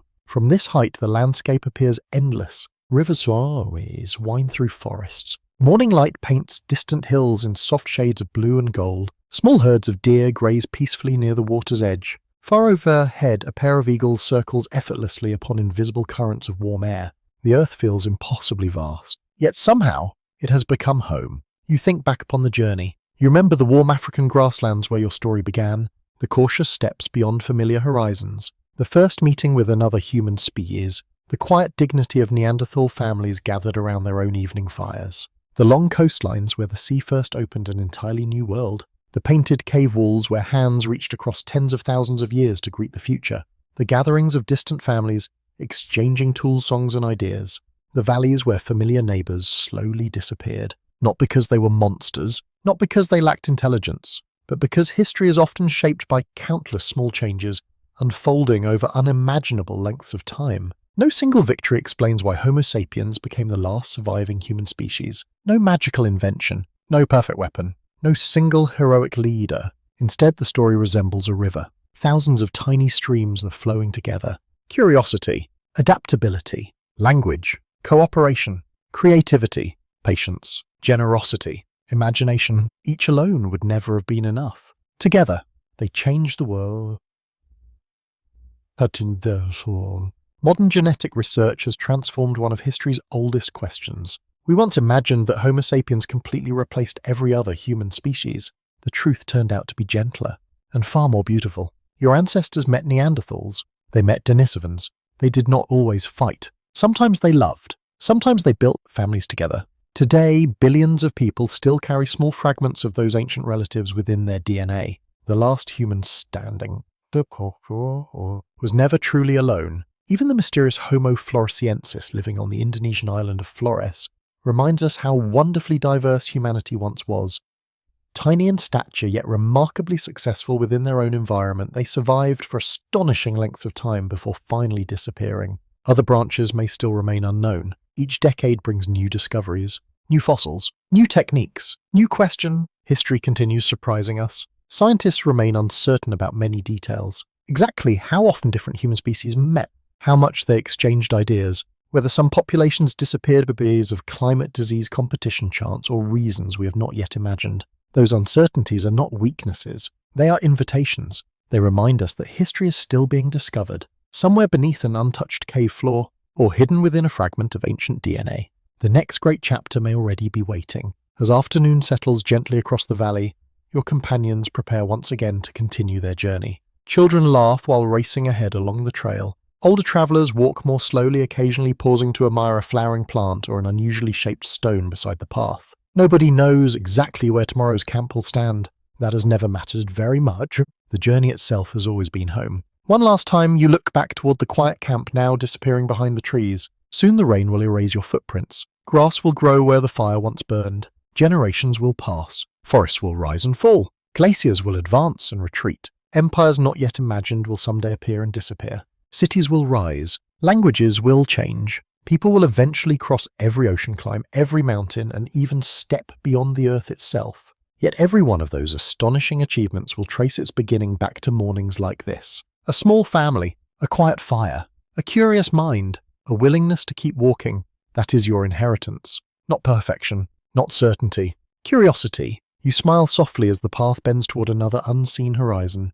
The story of becoming the last human standing has never really been about the end of other human species. It has always been about the beginning of us. A gentle good night. Now the valley grows quiet once more. The last colours of evening slowly fade into deep blue, and the first stars appear exactly where your ancestors once watched them so many thousands of years ago.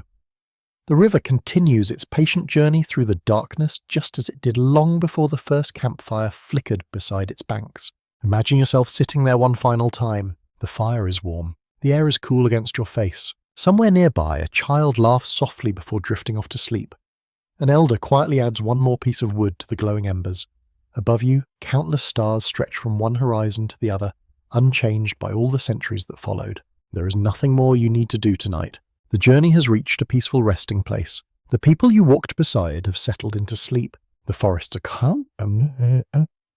calm. The mountains stand silently beneath the moon. Even history itself seems content to rest until another curious traveller comes searching for its trees. As you allow your own thoughts to grow quieter, remember that every ordinary day you live becomes part of a story someone else may one day inherit. Just as those ancient families unknowingly shaped the future through kindness, curiosity, patience, and courage, small moments still matter more than we often realize. Thank you for walking through this forgotten world. May the quiet strength of your distant ancestors accompany you into peaceful dreams. Sleep well,